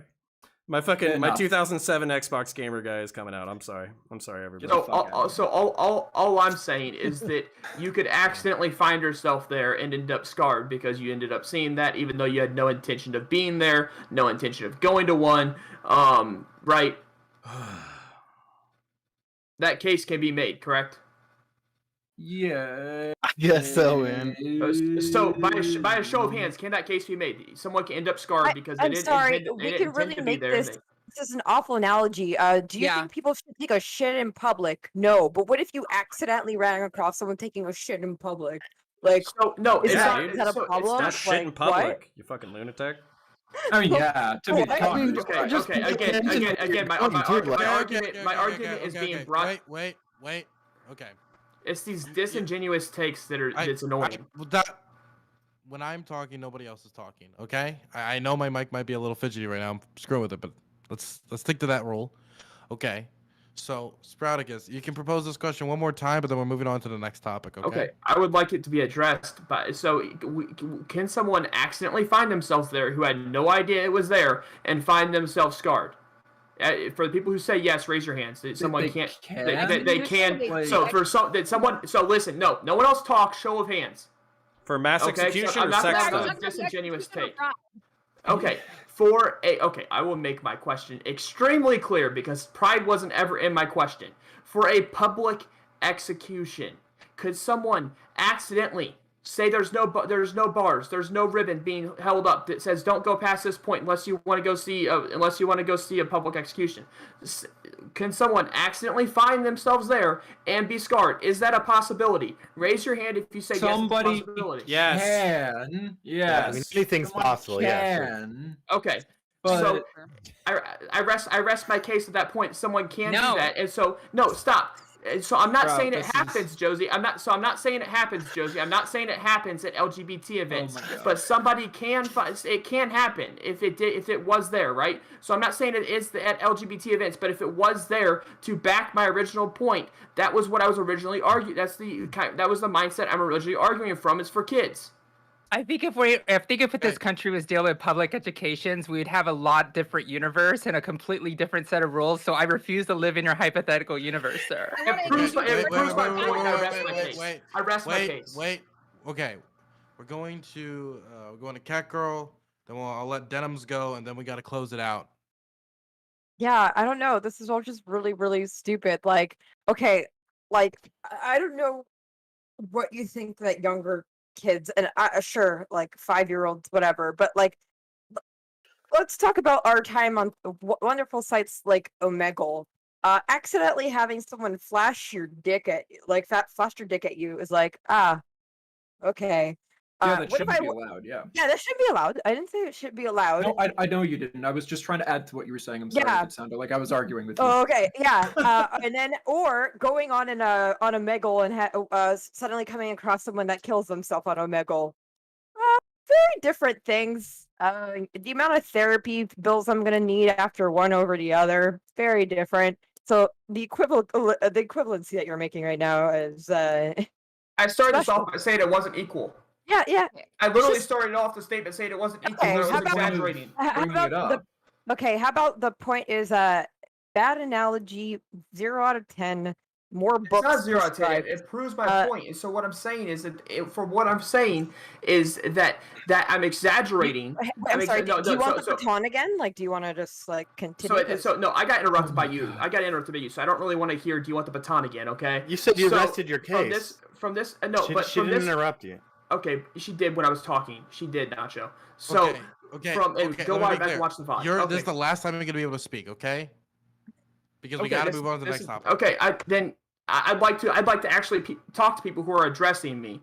But I started off by saying that I was exaggerating to make a point. This happens all the time, and I don't know why you guys are so flabbergasted. Like, it's not equal, it's not equal, it's not equal. I started off by saying I was exaggerating to make my point. I used something that was obvious that you guys were going to concede to, that this would scar you, right, if you accidentally saw it. Correct? So I used something that was obvious to bring it back and say, for kids, this could scar kids. Should it be at an LGBT event? Not that it is, but should it be there? As the conversation we're having is, should kink be a discourse? So should it be there?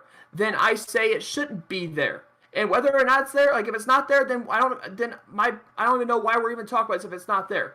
But should it be there? That was my point, and that's what you guys are failing to miss. Yeah. The problem, Spartacus, is just that it's not analogous. That's the problem. I want to say Analogies. something. I've been waiting Sorry, a long Adams. time. Sorry. Go on. Okay. I want to Denim- be a person who engages with this framework. Let's say, yes, sure, beheadings are bad. You don't want to see them, or you don't want to walk into them. Let's engage with the framework for just 2 seconds, please.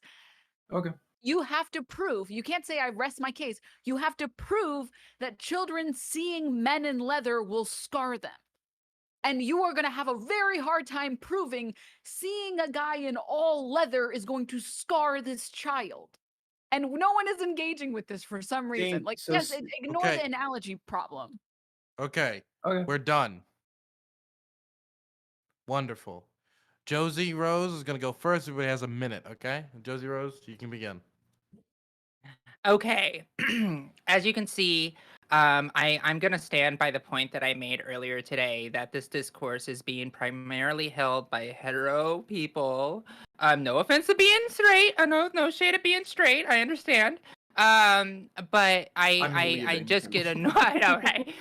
But what we're starting to see is what I was saying from the beginning is like this discourse is being done by people who don't know what pride is, and also going on to counterpoints. I think you should burn the Bird app to the ground because it's not helping anything. You have both sides at the most extreme sides arguing, and then you have people saying that's the discourse.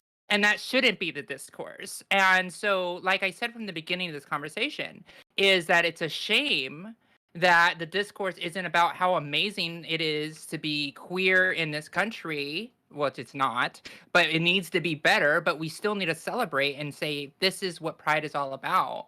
And this isn't about kink at Pride. This is about people loving each other. And I ask in the next minute when all of you speak to like the people who don't have experience at Pride to reconsider your position to show that this isn't a problem and the people who have been doing Pride for decades are doing a great job. Okay, next is going to be Sprouticus. So whether or not Kink's at Pride or not right now, the discussion is should Kink be at Pride. I'm going to say no. And my arguments have consistently been degraded down to the most simplest thing. I'm not talking about just people in leather. Okay, motorcyclists wear leather all the time, so I'm not talking about just people in leather. For my point to be degraded to that is disingenuous to say the least. But Pride should not include Kink. And since Josie, who has much more experience in Pride than I do, says that Kink is not a part of Pride, at least for the public part of it, maybe the 18 plus after party, maybe it is. Then I don't even know what we're talking about. Okay, it's not there. But my argument remains the same. I do not think Kink should be at Pride. I do not think Kink should be at the Mardi Gras. And I don't think Kink should be at Halloween when it's out open in public where kids can be there. So there you go.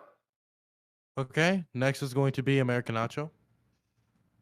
Okay, so since everyone was bringing up the anecdotes, I never got to bring up my little anecdote. Even though I've been like twice, I'm in a really small town, and it's like pretty red state. Nothing really serious is gonna happen. A lot of the time, like nudity and stuff, public displays of sexual acts or whatever are like pretty much universally against the law in like all the states. I work with a guy. He's a color guard instructor. Me and my wife help. We teach the band at the high school we graduated. So he is like the most extra gay guy, and he's an awesome dude. He's a really awesome color guard instructor. He goes to these events like all around the country. He's like retired. So he has more experience, and I think he's helped put together some of these things. They do have their problems. They do have their problems that they have to deal with, but it's not like a majority thing, and I think we should keep it that way, and we should keep working at that. I think that's the main thing. The topic is like, should it be at the Pride events? And I think generally it probably shouldn't if it's like explicitly sexual. If people are literally getting off with each other, like walking down the street, you probably shouldn't be around kids. And just, I think you want straight people to feel like comfortable there too, because someone might be raising a gay child. Okay, like the parents could be straight and they could have gay children or trans children, whatever. So you should want everybody to feel as comfortable as possible, and I think that's important. I think we should all just accept the fact that Kink is the hot tub streamers of the Pride events, and we should keep them in the 18 and up section, put them in their own category, and nobody's gonna give a shit. All right, that's my take. Most base thing anyone said so far. That's Wonderful. very We're good throwing sentiment. We're throwing it over to Den Lehman. Okay. Lehman. So, yeah, I mean, the discourse in this conversation was a shit show. And I'm glad that it was. I'm happy that it was.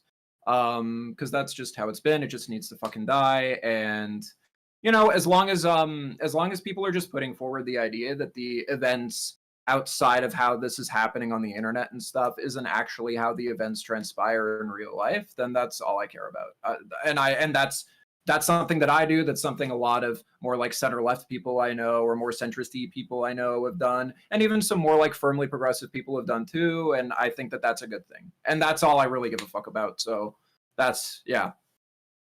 Wonderful. Now we're gonna go over to Denims. Thanks, Dylan. So kind of you, so generous. I know. I think think the kink at Pride discourse is a little bit stale. I think we're going around in circles. Also, it's actually very interesting how many different opinions there are on kink on Pride. Like, should it exist? Does it exist? Well, if it does exist, how should we react to this? And there's yeses and nos on every single one. Yeah, that's thank you for having us on this great ride, Dylan. And everyone in chat, remember to use your Prime subs. This is prime time to sub to Dylan. Okay. Welcome to the marketplace of ideas, Denims. Exactly. There's another topic. Listen, I said the middle of the stream. I'm aware that we still have one Oh, more topic. okay. Don't worry. For chat, there's another topic. We're going over to Hutch. This kind of reminds me of the discourse around like voter ID laws in response to the 2020 election, where people are sort of coming up with these solutions to problems that really don't exist. I'm just kind of taking everybody else's word who've been to Pride events, but it seems like the overwhelming consensus is that it's not the case that kids are just walking around at these Pride events while dudes are just jacking each other off. It doesn't seem like that's happening. And so, and I also need to point out the fact that we're having this conversation is basically because a picture was taken at a Folsom Street parade event or Pride parade event, and it was presented as being at a Pride event, which means somebody deliberately misinformed people in order to steer this conversation precisely this way. And it seems to me that there's a significant portion, well, I don't know about significant, but there's enough people in this country that think that homosexual or queer visibility is a problem. And so they seek to remedy that problem by steering the discussion in a way that suggests that there's like rampant pedophilia or child abuse going on at these events, where there just doesn't seem to be a whole lot of evidence that that's going on. So yeah, like discourse is fun and entertaining, and we all enjoy talking about these things because we all enjoy arguing with each other, but this is all very stupid, right? Like, this is all pretty fucking stupid, right? It feels like it. Anyways, that's it. Wonderful. Now it's going to be counterpoints. All right. So the straights shouldn't police what the gays do, and nobody should be jerking off in front of kids or doing explicitly sexual shit in front of kids. And we can argue about the nitty gritty.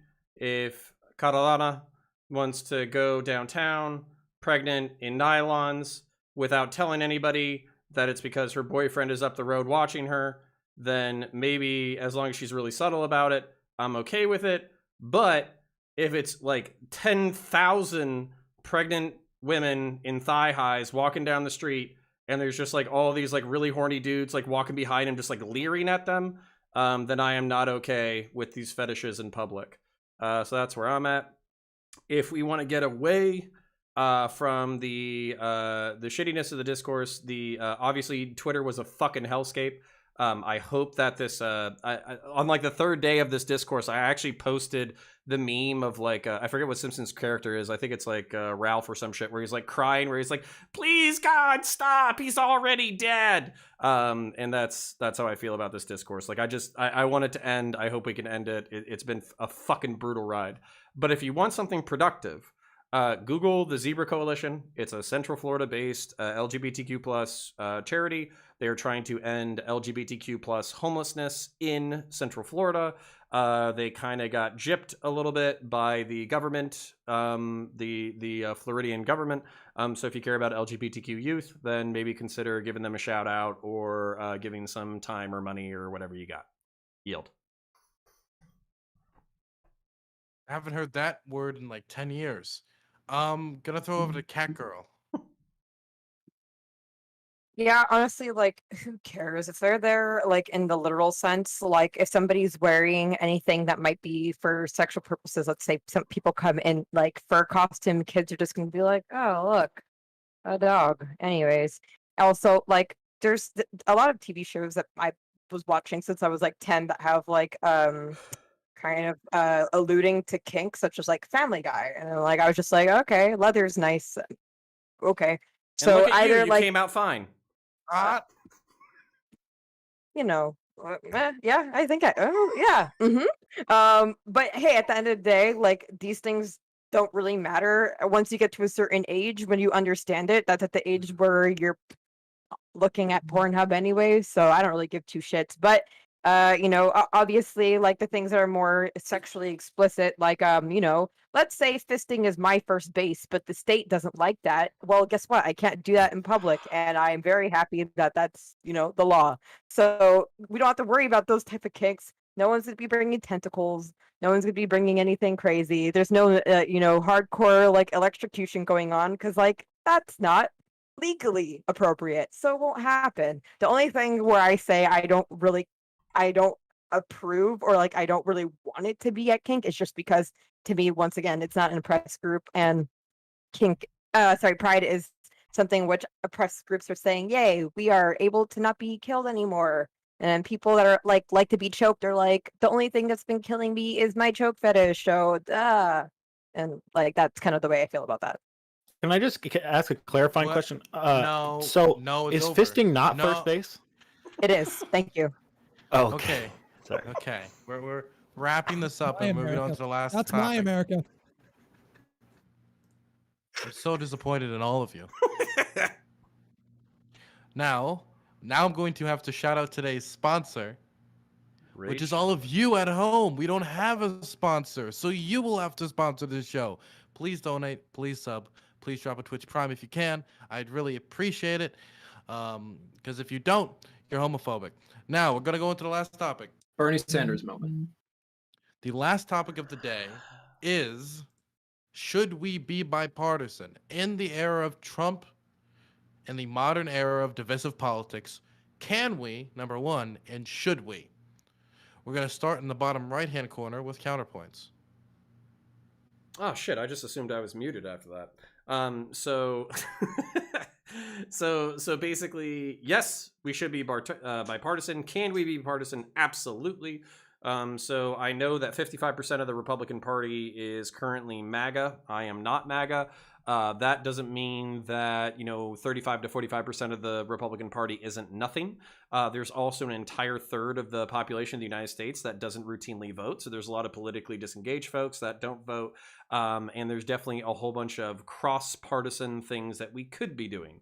Just to toot my own moral superiority, despite identifying as a right-winger or a centrist, I am actually talking to my local sheriff about police reform, and already the municipality that I worked in started using field social workers. I'm going to be basically start getting in a meeting with the local sheriff in order to, and the old police department that I used to work at, in order to get them free, no cost to them, field social workers who will go on calls with law enforcement in order to reduce the potentials for violence. So I know incrementalism is boring. I know electoralism is boring. I know it's easier to get on here and become a cult of personality and attract, 300,000 fucking 14-year-olds to give you $5 at a time to start the fucking revolution. But that's probably not actually going to get our politics going anywhere. So I would prefer bipartisanship, electoralism, incrementalism, and the rest. Yield. Next is going to be Hutch. Well, to me, I think like preference is sort of like a moot point. Incrementalism is sort of a political reality, and when it comes to certain topics, like on HR1, I think I favor eliminating the filibuster because I think it's really important to protect the process by which Americans can vote in this country. And I think that's a really pressing issue. And if we don't address that, we could go down a really dark path where, that really dark 1/3 of the country can dictate the rest of the 10 years. And so I think certain issues warrant throwing bipartisanship to the wayside. And then for the rest of it, I think it's just sort of inevitable, however unsexy that may be. Yeah, that's it. Awesome. Next, we're going to Catgirl. Sure. Yeah. Could we get back to me just because I got the questions late, so I still have to think a little bit on this one. Sure, you have 9 lives. Throw it to the denims. Yeah, I mean, like, I don't really know if there's a lot I can add here. I don't disagree with basically anything Hutch here said. I'm more curious on what, like, Nacho and Spartacus is going to say on this, since, differing opinions. Okay. Layman. Yeah, sure. So I am very, very pro bipartisanship, and I guess the definition that I'm going to go off of is just the generic fucking Google definition.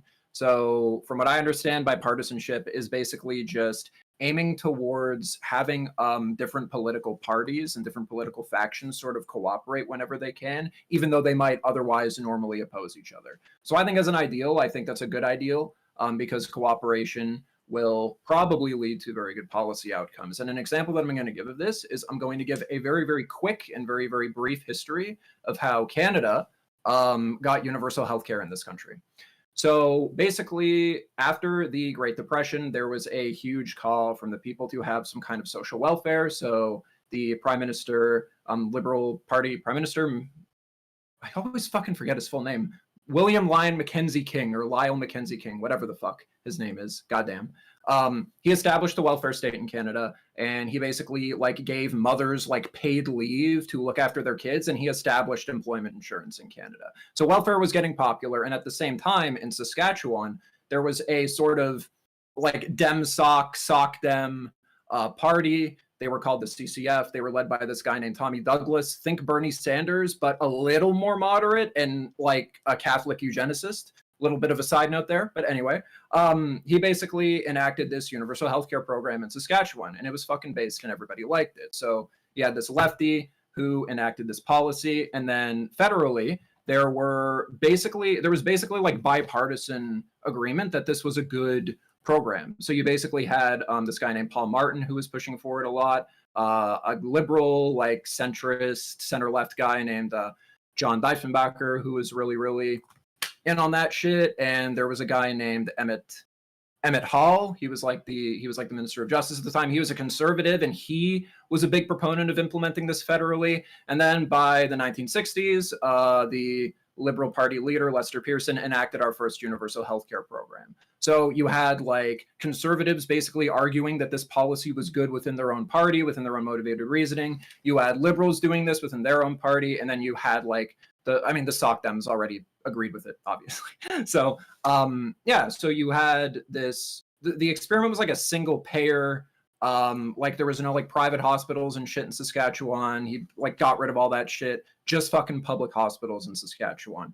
And the compromise was basically like, we are going to have universal healthcare. We are going to have public hospitals and all of that shit. And then they just gave people the right to build private hospitals if they wanted to give them that option if they wanted to pay more. And then I think by the end of the 1980s, we had abolished private hospitals federally from Pierre Trudeau, who was like he self-identified as a radical centrist. So like, all across party lines, it seems like when you're able to just make a policy appeal to people's motivated reasoning, you can all cooperate and you can come together and get this policy enacted. So by the time this was an idea first planted in Canada to its like genesis federally, you actually had this like complete and utter bipartisan support from it within the span of 20 years instead of this like endless fucking war in America. So it would be nuts. So now the reason why this isn't happening in America, I don't actually know the answer to that. But I'm hoping to figure that out today because it feels like there's a lot of people who just don't really have that ideal in mind in America, and I think that they should, and it would be a much better country as a consequence of it. So, okay, I'm looking over to Denims now. Oh wait, I already said Denims. I'm sorry. We're going over to. We go twice, okay? Yeah, why not? Josie Rose. Okay, so I'm going to, I guess, maybe be somebody who says that bipartisanship is a myth and it's nothing more than a political talking point that politicians say is like, I can reach across the aisle. I'm bipartisan. It's one of those words that, layman, I wish it was as simple as two parties agreeing on two things. But when it comes to equality, as far as like the Equality Act, there is no compromise. There is no ability to say some people get rights and some people don't get rights. And the issue is when we start talking about bipartisanship when it comes to equality, it's always, let's not get the transes rights. Let's give everybody else rights, but let's keep the trans people out of this pool. Okay, is that cool? Right? That's the type of bipartisanship that the Republicans are looking for in a lot of ways.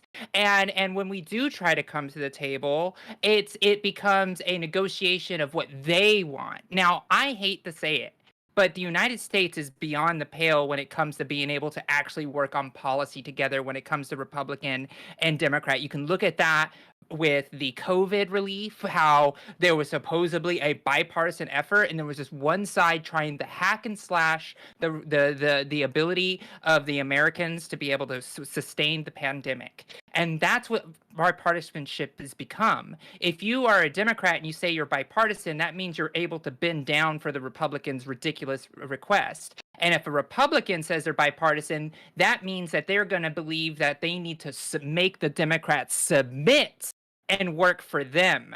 So the problem is, definitionally, I wish it was just opposing parties deciding on things. But bipartisanship is not a value.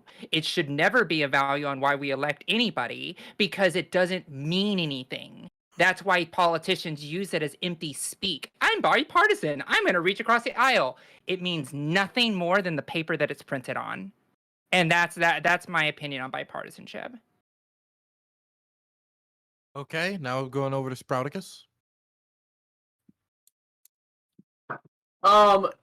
Should we be bipartisan? Yes, we should be bipartisan. There's a lot of issues we should agree on, and we just don't. Can we? That's a much different question, and my argument is going to be no. The left can't even agree with the left, and the right can't even agree with the right. As we just saw, Josie went on like a 2-minute monologue about how Republicans are bad, and Republicans are the only bad faith actor in bipartisanship. The Democrats don't have any bad faith actors in bipartisanship. That was her 2-minute monologue. And I'm gonna say, yeah, there's some things we should be bipartisan about. And there's some things that I'm going to yield no ground on. Such as abortion. I'm going to yield no ground on my stance on abortion. No matter what the Democrats try to offer me, I'm going to yield no ground. And that's just where it stands. So I feel like Democrats have their own portions of this too, where it's we can't deal with Republicans on this, we can't deal with Republicans on this, and they're going to yield no ground. And I feel like if we're going to talk about the middles part, where Republicans and Democrats don't say we're going to yield no ground, then yes, I feel like we should and can be bipartisan. But if you're talking about bipartisan in abortion or bipartisan in UBI or something like that, just pulling a random one out of my head. So sorry if it's a bad example there. But then I don't feel like we can be bipartisan in those, even though maybe we should be. Okay. Now we're gonna throw it over to American Nacho. Yeah. Should we be and can we be? Yeah, that's two different questions. Should we be? Yeah, but can we be? I don't even know right now. Like, I've lost so much faith in like the Republican Party. Just in the past like 6 months, especially. I was hoping that they would probably like kick Trump to the side like after the election, and that maybe they would kick some of these other actors to the side, and that we would take that same like those people who are newer voters and that new energy to the base and kind of like take it in a positive direction, and they haven't.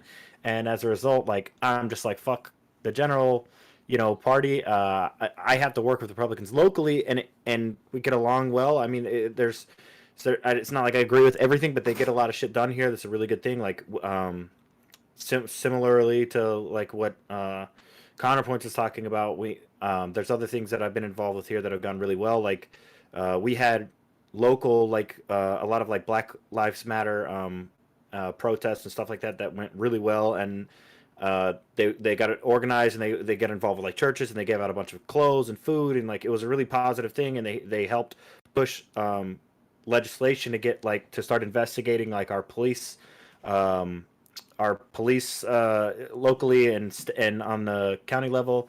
And as a result, like, there were a lot of sheriffs that were charged, and former sheriffs, current and former officers that were charged with like embezzling money or like misuse of public funds, et cetera, et cetera.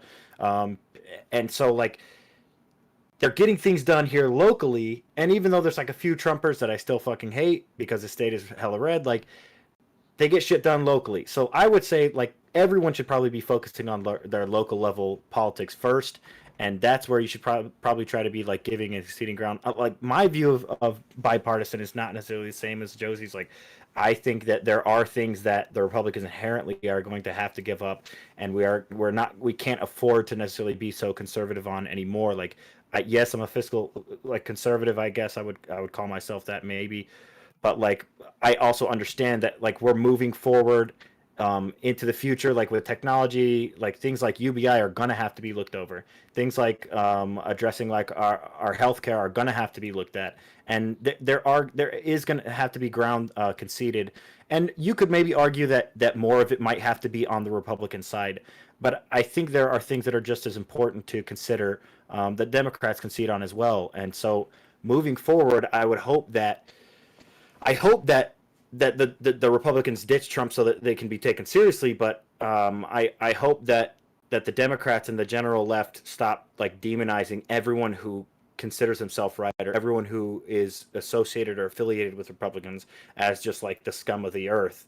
You know what I mean? It is unfortunate that the 55% are in support of Trump, but I'm hoping that the more that he is off, I mean, we've seen that this has changed since he's been basically offline. At first, this was like 77% of the base was in support of Trump, and now it's down to like 55%. I hope that the longer he's like, that he becomes more irrelevant and that people kind of forget about him. So I don't know. I hope that we can be bipartisan moving forward, and I think, yes, we should be. Okay. Now we are basically in an open dialogue. Okay, I have a question So- quickly, American Nacho, real quick. Do you believe that every issue can have bipartisanship? So is there a way to have a bipartisan compromise on the Equality Act that basically has nothing more than giving people rights fundamentally? Yeah, no, on some things I don't really know. Like something like that, I would have to look at the whole thing. I don't really know what the bipartisan. I don't even know what like being bipartisan on something like that would even look like. That's Exactly. like the freedom of the slaves. Like yeah, obviously, like there's some things that just can't be like bipartisan. I'm just gonna I guess quick you should follow argue up. should be bipartisan because both should just that's agree. So the next question I asked then is you said that the Republicans might have to give up more ground. So what is something that Democrats should be compromising on? Guns. Then? Yeah, Shut probably. But up the about thing is, we're not guns. really. No, I mean we're losing the gunfight. Good. They're like we're go- not shut the winning fuck any up about it. gunfight. Josie's saying that you're be, losing the gunfight. probably should be more concerned about like government spending and stuff. It seems it does optically it does seem that like Democrats are more willing to like just spend any amount of money to like address problems or to try to fix problems. But the with- Republicans just do kind the of, like, same with the haphazardly. military. Sure, but So the I'm- but military you just spends asked the me same what's way. you just And asked me something Democrats. like what's one thing that like could maybe have to be conceded ground from the Democrat side. I think that would budgets, probably yes. be it, like- Budgets are the only thing that bipartisanship kind of exists in. But go ahead, Layman. I took your spot.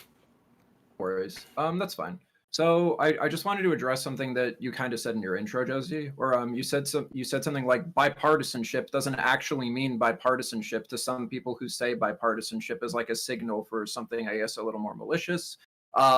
I don't really think that'd be an argument against it. That would be an argument more so, I guess, for like utilizing something in a harmful way, because it sounds like they're not trying to be bipartisan. And I would also say that when I was talking about bipartisanship, I was talking about it as an ideal. So if it makes sense to do so, and if you are capable of doing so, then you should do it. So It's a Layman, I was methodology to me. I was doing the same thing. I said as bipartisanship as a value to weigh if something is good or bad, bipartisanship as a value is also worthless. So I was also attacking the value and the Okay. ideology of so I wouldn't yeah, say that's it's an my argument. ideology. Yeah, sure. I wouldn't say it's an But it's a ideology. value. I'd say it. Well, kind of, yeah. Like it's an ideal. I would say it's like a methodology. That's how I would describe it. So when it comes to things like human rights and stuff like that, if you can't compromise on something like that, then you have to try to basically win over the other side and make it appeal to their motivated reasoning as best you can. So I would say that compromise and bipartisanship aren't necessarily the same thing. They just sort of correlate with each other. And you should do it when necessary, and you should do it when you can, because a incremental, better world moving forward as a consequence of a compromise is better than the world that presently exists. So, yeah, How does everybody on the panel feel about the Biden administration's concept of bipartisanship? Because they've tried to reframe it. They've tried to reframe it in a sense of moving it away from just strictly applying that term to what goes on in DC and applying it to more broadly what goes on in the electorate. So the American Rescue Program, for example, was supported by the American people by incredible margins. It was like 70+% of the country approved of this rescue package, and yet not a single Republican voted for it in either the House or the Senate.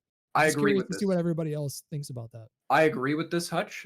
This is so my favorite Canadian prime minister actually went into his sort of shtick with that sort of method in mind. His name was Pierre Elliott Trudeau, and he was basically, his goal was basically, he was like known as like a no compromise fucking dude. But what he was trying to do was he was trying to make policies and ideas appeal to the electorate as best as he could, and appeal to the motivated reasoning of every single political ideology, like popular, like Overton window political ideologies, temperaments as best as he could. And he wound up getting a lot of shit passed. He wound up becoming what most Canadians typically consider like the most consequential prime minister in Canadian history. He established the Charter of Rights and Freedoms, protected classes, patriated the Constitution, freedom of speech became a thing. He fundamentally like changed the culture around immigration. He basically framed immigration in a civic nationalist worldview where basically, like, as a consequence of that, like, we're like the most immigrant-friendly country in the fucking world now. But that doesn't mean that we have like open immigration either.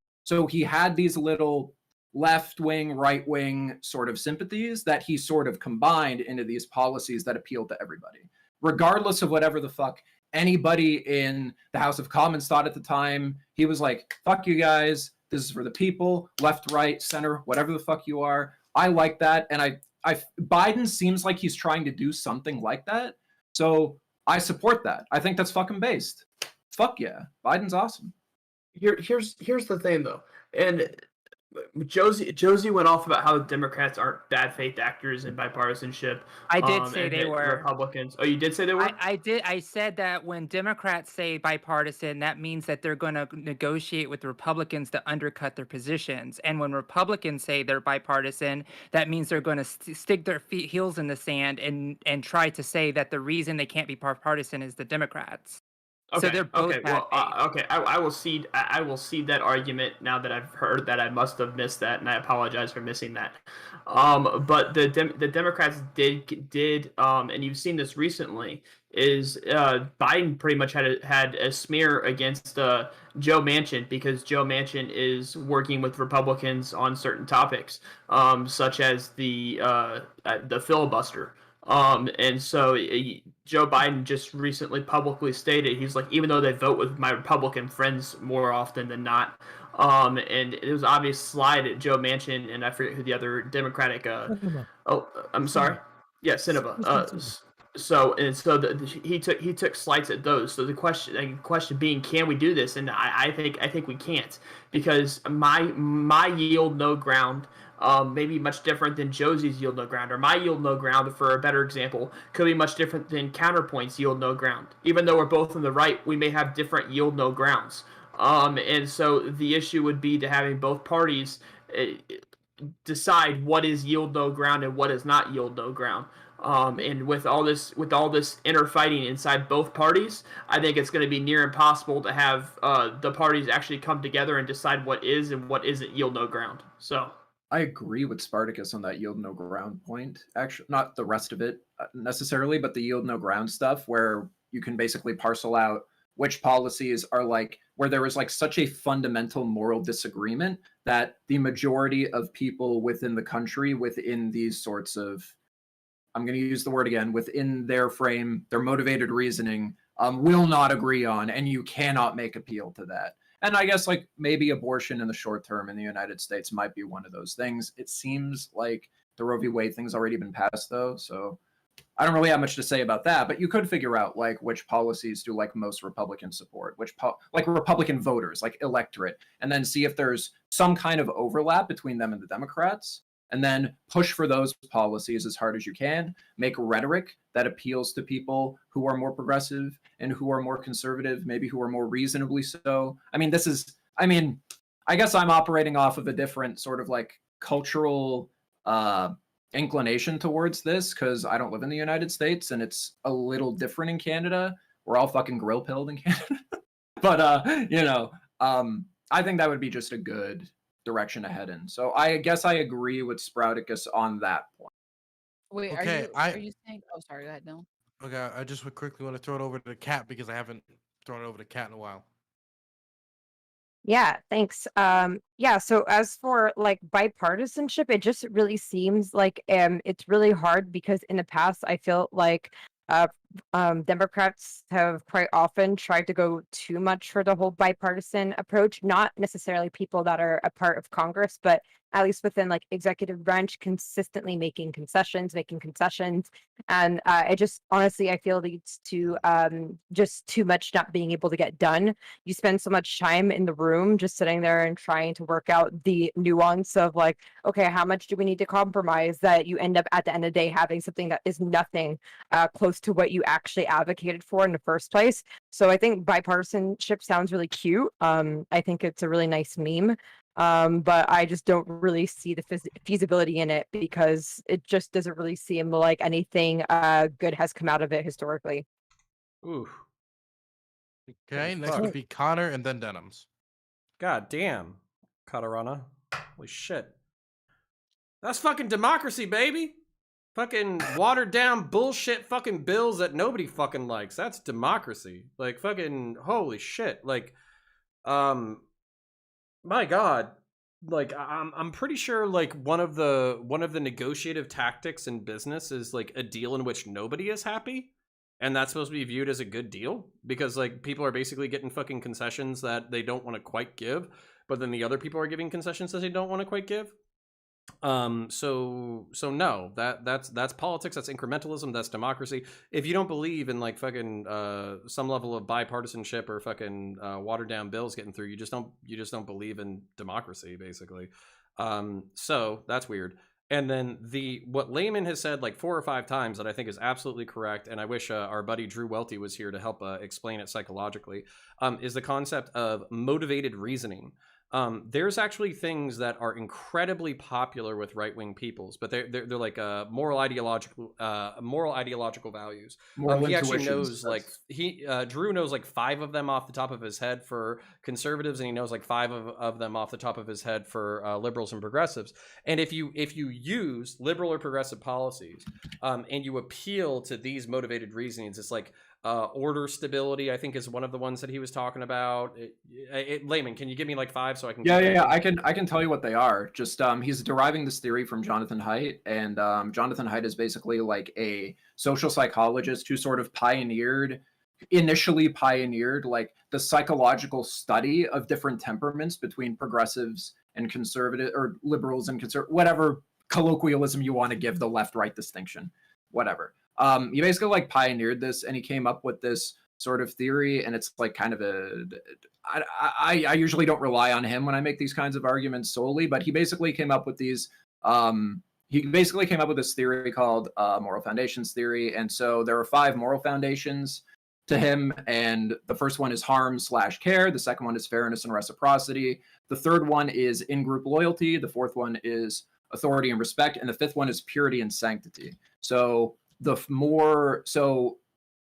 what happens in a lot of like empirical studies that he's done is people who are more progressive, you could say, are more inclined to caring about like harm and care and fairness and reciprocity, typically amongst different groups, and they de-emphasize the in-group loyalty, the authority and respect, and the purity and sanctity.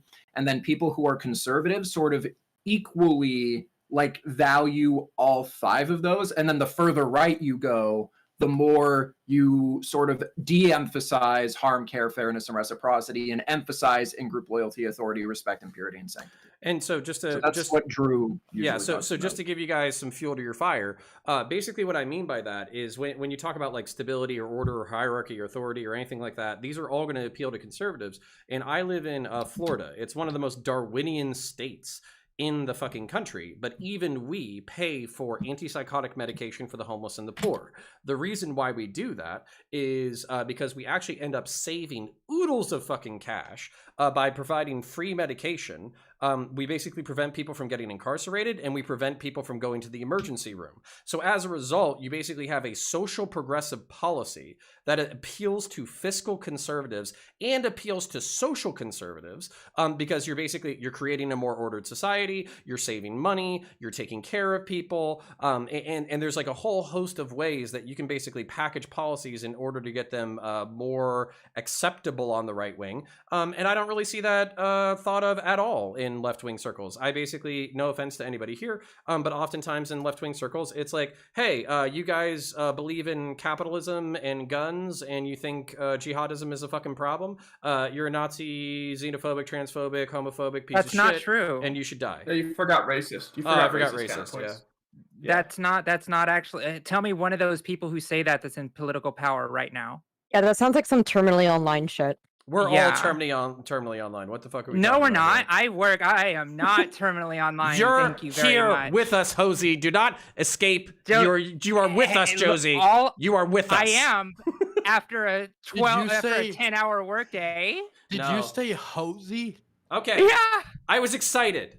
Okay. I wanna be the Jose. black hole that sucks Josie down No. with me. Yeah, don't say that name. Yeah. Yeah. Jeez. Wait, feel like the wait, hold overwhelming on. So majority- somebody correct me real quick. What's the correct pronunciation? Josie. Okay, Josie. all right. So I want to thank suck you. Josie into the black hole that is twitter.com. Okay. Can we- Can I just? Sorry, how'd you go? One what? Not gonna I wanted to happen. give it to Denims first because Denims was trying to Okay. talk earlier, and I stopped them, and then I can go over to Hutch.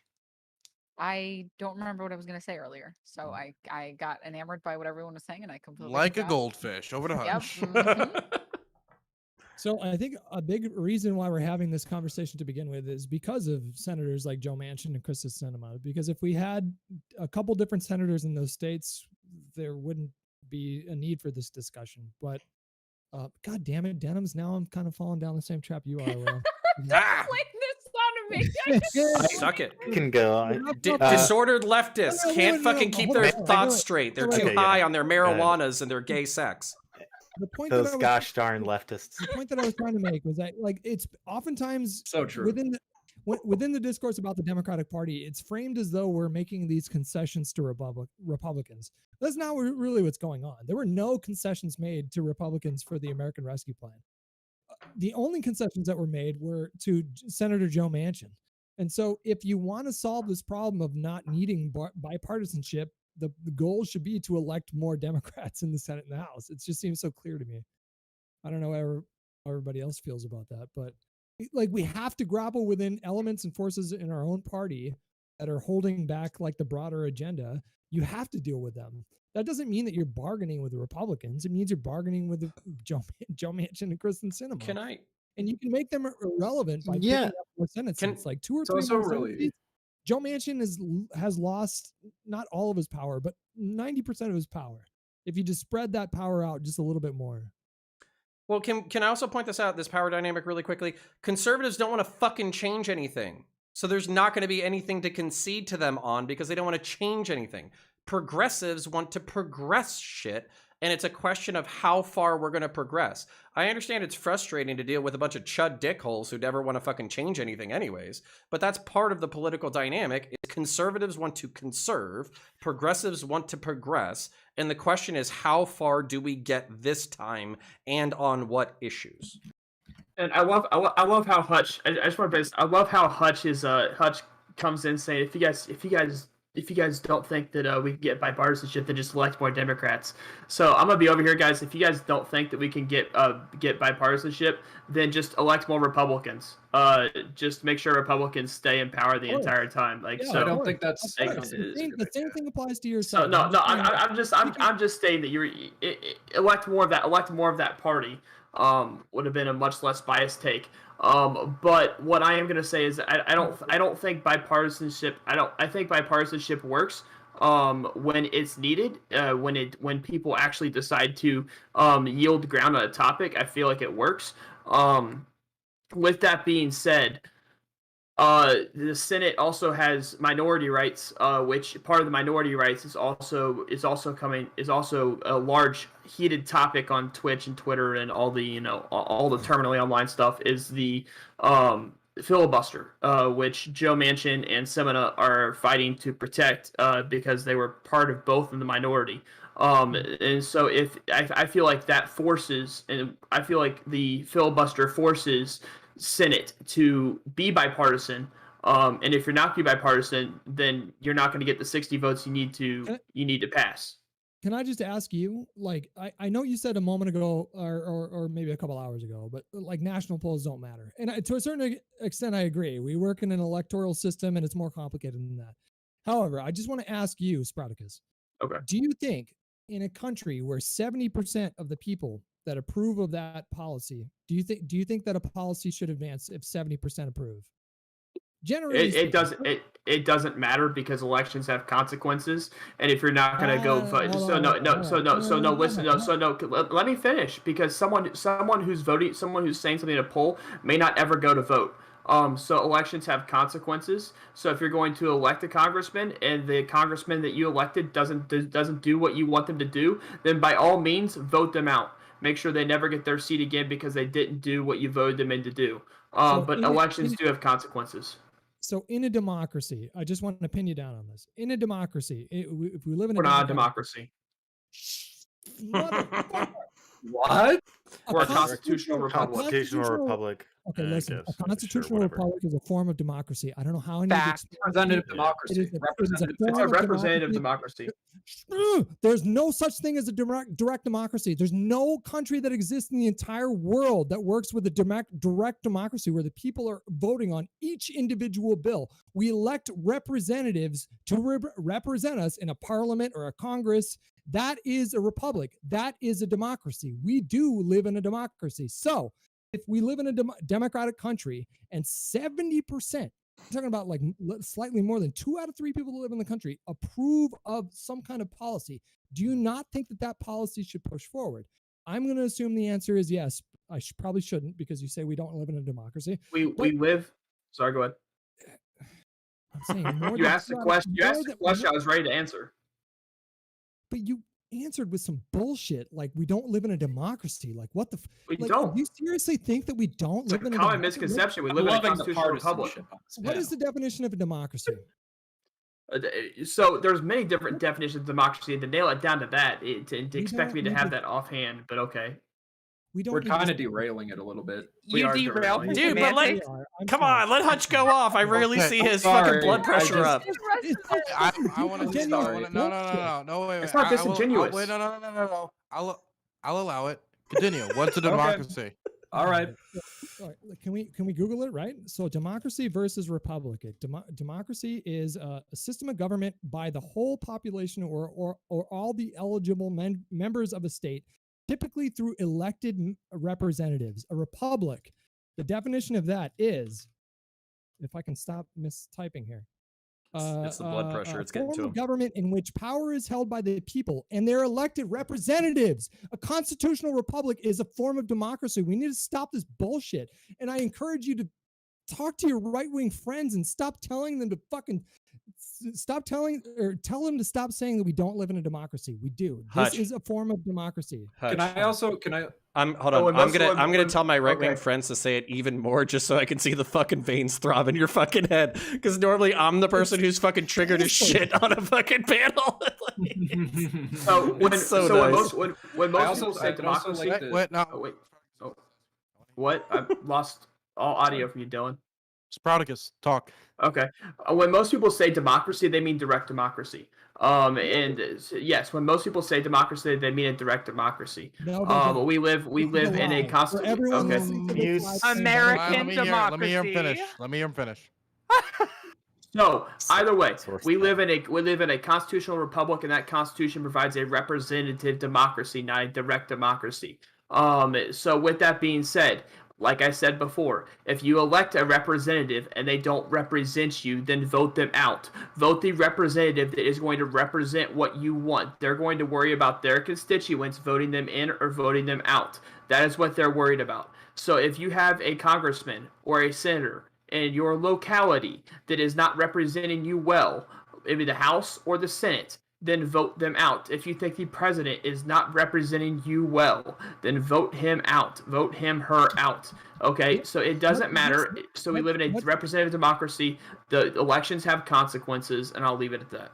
What did George W. Bush say we were providing to the people of Iraq in 2004? Did he say we were providing republicanism? We should have.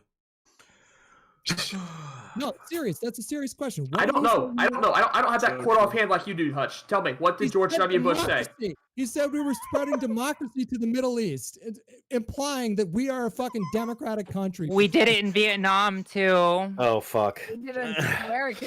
We just have so much of it. So we did everyone this else. is Unironically. okay. So this is getting circular because I wanted to give my little fucking 2 cents here. Like, there seems to be like a group of Democrats and Republicans within each side that kind of like want to see the other side fail, and I think it's mostly because that's what they're getting paid to do. Like, it's what the DNC and RNC respectively like order them to do. Like, or else they're not going to, be reelected, and that fucking sucks. Like, many politicians have spoken to this, like right and left, whether they're ex or current politicians, like, and more recently, like Tulsi Gabbard, when she ran, like she was speaking to this and the frequency and like unwillingness of like mainstream party affiliates to like approach a bill as or a policy as a human rather than like a team player, and like I think it's really important. Like you said something like we've never really gotten anything from bipartisan bills. Like we've gotten a shit ton. Like some of like our most like influential like bills have been, bipartisan bills.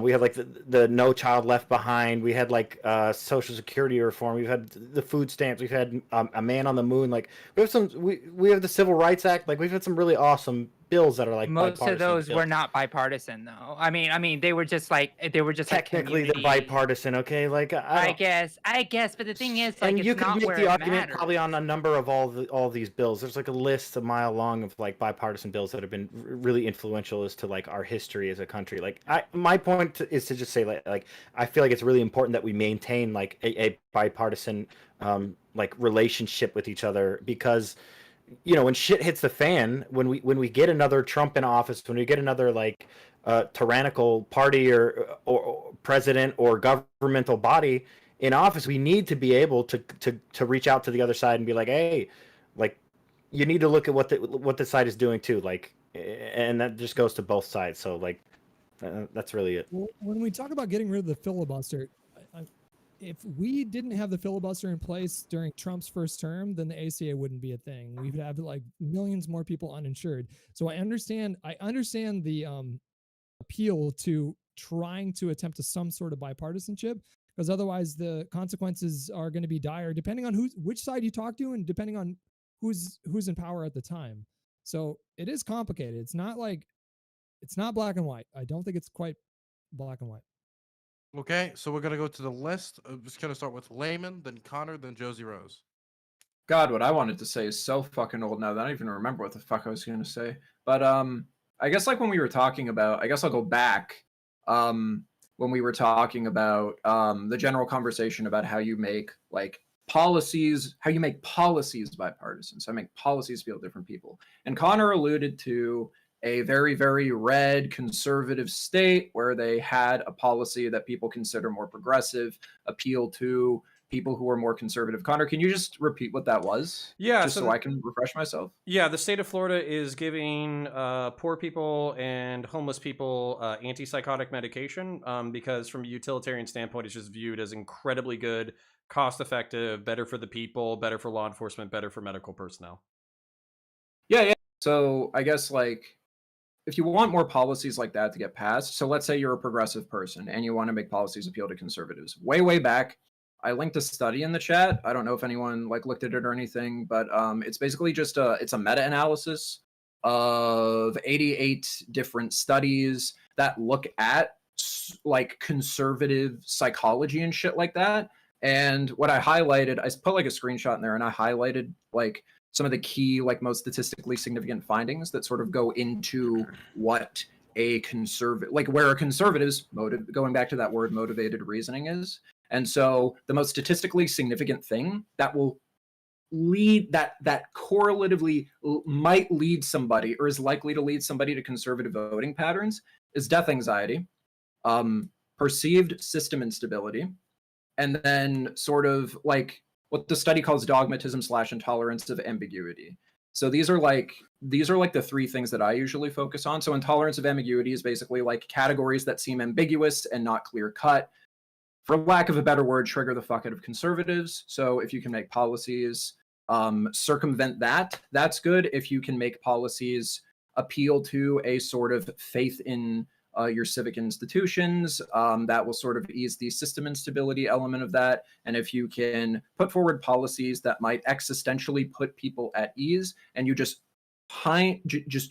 laser fucking focus on that, and then ignore any other progressive rhetoric around it. I found it anecdotally successful when I wanted to sell more like right libertarian people on things like sugar taxes, because I can make sugar taxes appeal to a healthier society. Conservatives like less fat people in society. I know that's kind of a whatever, but like shit, like just that's a very, very, rudimentary way to say that. But I think that like, those experiences that I've had where I've been able to sell people on different policies and appeal to that motivated reasoning, it's really, really helped me a lot. And I was just citing that study in the chat earlier to sort of back up my experiences that verifiable. Anyway, that's all I wanted to say. Okay, we're gonna go on to Connor, then Josie Rose, then we're probably gonna wrap it up after Kat. Got it. Yeah. So, and this is where I just want to appeal to the lefties who are listening and all that kind of stuff. Oftentimes, what will feel very unreal or inconsequential to you is very real or consequential to me. I remember debating people in 2016, 2017, 2018 in the middle of like the Bataclan massacre and the Calais truck attack and the rise of ISIS and like all that kind of stuff. I basically remember debating mass immigration folks who were saying like, oh, these things are like 1 in a billion. It's a fucking lightning strike. You don't need to be worried about this shit. So while I understand that like, to you, that's the way that you perceive threat, that it's like it's 1 in a million chance and chances of it not happening and all that kind of stuff. Because I have death anxiety and I'm a conservative and I specialized in violence for a really long time. Basically, to me, it is very real. Whenever I see the aftermath of like terrorism photos, or whenever I see a terrorist attack basically happening, I can see that in my mind's eye because I've seen similar things in my own life. So to me, it's a very triggering event. So for somebody to dismiss my fear or my anxiety or my emotional reaction to something is not the way to get me to appeal to your politics. So to give you a better one, this is actually something that I came up with on my own because lefties are dog shit at coming up with fucking arguments that work for conservatives, is basically that right now we have pretty friendly relations with Japan. We have pretty friendly relations with Germany. I don't think we would give a shit if either one of these countries mass immigrated into the country. However, what happened was we fought a war and we allowed immigration, cultural exchange, economic exchange, and all that kind of stuff to occur. So the Japanese now understand Americans better. Americans now understand Japanese better. Americans understand Germans better. Germans understand Americans better. And because of that cultural, economic, and militaristic interchange, we now understand each other to the point that violence is no longer necessary and they're just viewed as an ingrained part of our society. If you made a similar argument to that, where you're like, hey, actually, immigration from the Middle East and North Africa long-term is going to cause less terrorist attacks because of cultural exposure, cultural exchange, economic exchange, and all that kind of stuff. That's a way better argument than saying, stop being a pussy, terrorist attacks are rare. Okay? So this is where I am inviting people who are in chat, listening, all that kind of stuff, to reconceptualize your rhetoric, not your goals, Keep your goals. If you're a fucking progressive and a lefty and a mass immigration person, do whatever the fuck you want. I'm just asking you to reconsider your rhetoric so you can be more effective as a person. And with that, I yield. Okay. So Well, it's my okay. turn, right? Yep. Okay, so I'm going to do exactly what Counterpoints said. Since Republicans are such dog shit at creating types of arguments here, the fact that Republicans should change their rhetoric, because the fact that children that don't even affect their lives, or trans people getting medication for their transition, doesn't actually affect them. So why don't they just stop being jerks about it and just let people have rights? Maybe Republicans would have a better argumentation ability if they just gave up this point about trying to stop young children from receiving life-saving medicine from suicide. So do you see what I just did there? Do you see what I just did there? Do you like the Yes, fact but of the at the matter same is time- you just said go Mhm. ahead. No, I'll listen. But okay, so what you're trying to say is, oh, because the left doesn't care about me caring about me being blown up. Now all of a sudden, like, oh, the right trying to say that trans people shouldn't get medicine. It's like, do you not see that those are the same coin? And that both of those rhetorics, both of those rhetorical points stem from the same tree? Sure. That the fact is, and that's what I'm talking about, though, and that's what I'm going to say about my point. And I'm sorry, Counterpoints, and let me please. finish my point that I wrote down. So it's that the fact is, bipartisanship is used for everything. Like the fact of the matter is, not everything can be bipartisan. Like I said from the beginning, when you're talking about equality and trying to give people rights, there is no compromise or bipartisan value that says some of these people deserve rights and some of these people don't deserve rights, right? Because there is no value. So what I've been saying from the beginning, and since we're wrapping this up, is my final thesis, I guess, of the whole thing, is the fact that bipartisanship, the reason it's a terrible value, what I said from the beginning, and shouldn't be respected in the political arena as a political talking point for election, is because the times that bipartisanships are usually in spaces where people's rights are threatened. Equality, abortion rights, things of that nature, like making sure all children get food, right? Like making sure we give food security to everybody in the country. All of a sudden, bipartisanship becomes this value that Republicans care for, to limit people's ability to access the food, limit to people's ability to access some healthcare, limit to people's ability to education. So for me, those things aren't things that should be talked about in a bipartisan way. They should be talked in on both sides in a utilitarian way, which is everybody should try to receive the best type of stuff possible. So there, I'm sorry, I took my space. I'm done. Yeah, we need to start wrap up. Okay, fair enough. So for everybody who's raised their hand, would it be okay for their wrap ups to be included? Okay, wonderful. We're gonna start with Counterpoints, and I'm gonna just go to the left and up and finish the show off. So should I do my shout out along with my final point? Yes. Okay. All right. So, Josie, this is what I want to submit to you. Is I think you're right. Utilitarianism is often a pretty strong argument, is that you can achieve like better societal goals overall. But I want to submit this to you basically, is that the reason why I'm bringing up the rhetorical is because I think that a libertarian argument is actually going to be more effective against the right. Against the right when it comes to social liberties and individual liberties. I think the reason why gay rights were won was because it was saying gay people getting married and gay people living their lives as best they can doesn't affect you, shut the fuck up. And there is a strong branch of the right that's very libertarian. So right-wingers do not need to become left-wingers in order for these policies to be passed. Authoritarians, social authoritarians, need to become social libertarians in order for this to be passed. And that's what I mean by rhetoric. And then I think, as ugly as this is, I'll submit to you to the political dynamic that I brought up earlier. You talk about starving people, people who are committing suicide, people who aren't getting medical access, all that kind of stuff. Conservatives, just through the nature of their political position, don't want to change anything. They want to conserve the status quo, typically because they're benefiting from it. So in order to get somebody I'll just finish my point because I don't think you're going to disagree with it.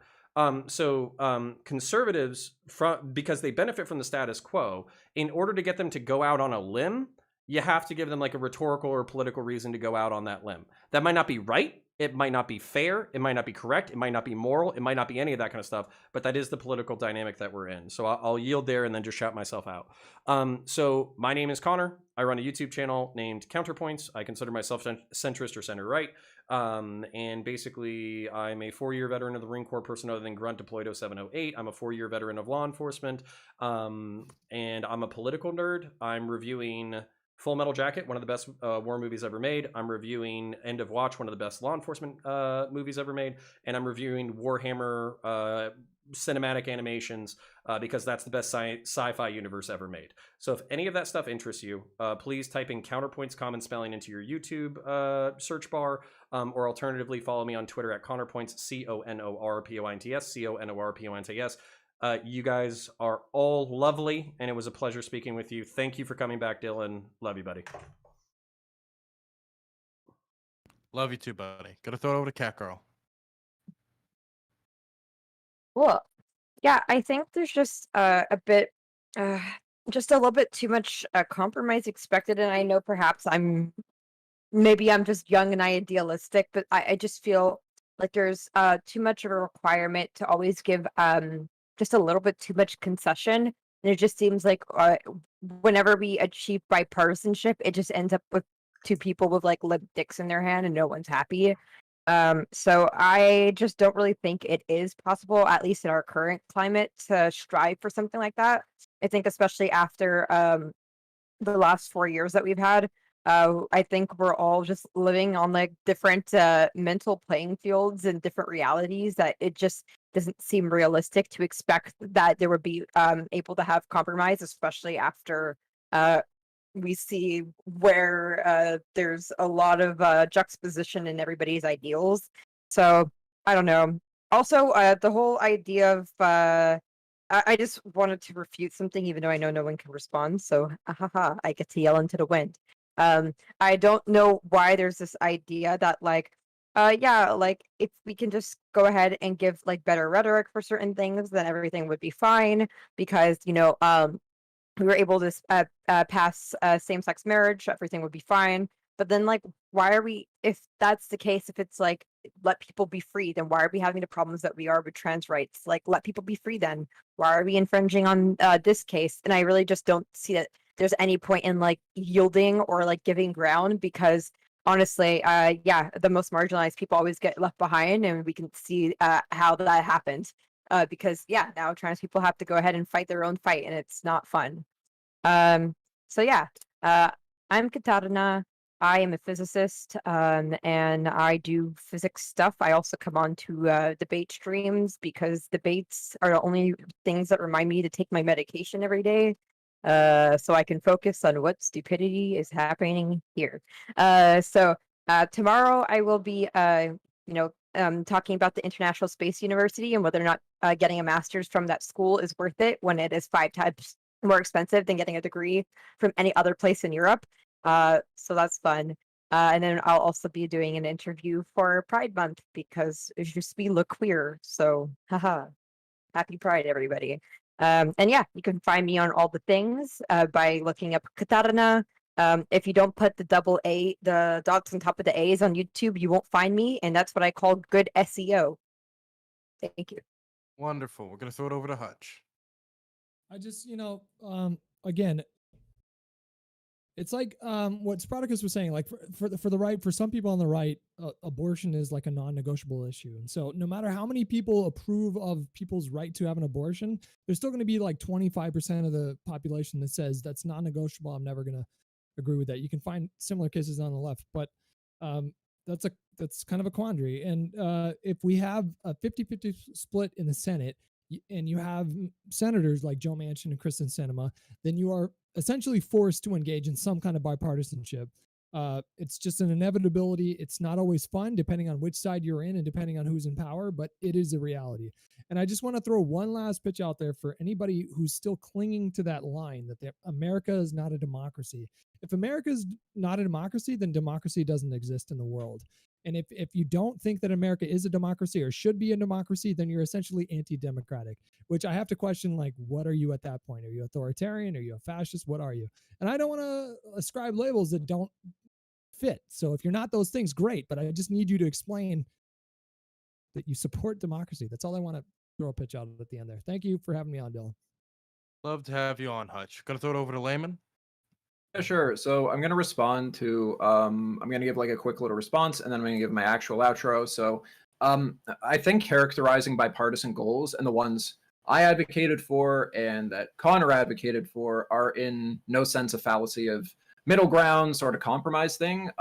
It felt like there was a bit of a mischaracterization going on in the conversation as to where we were coming from.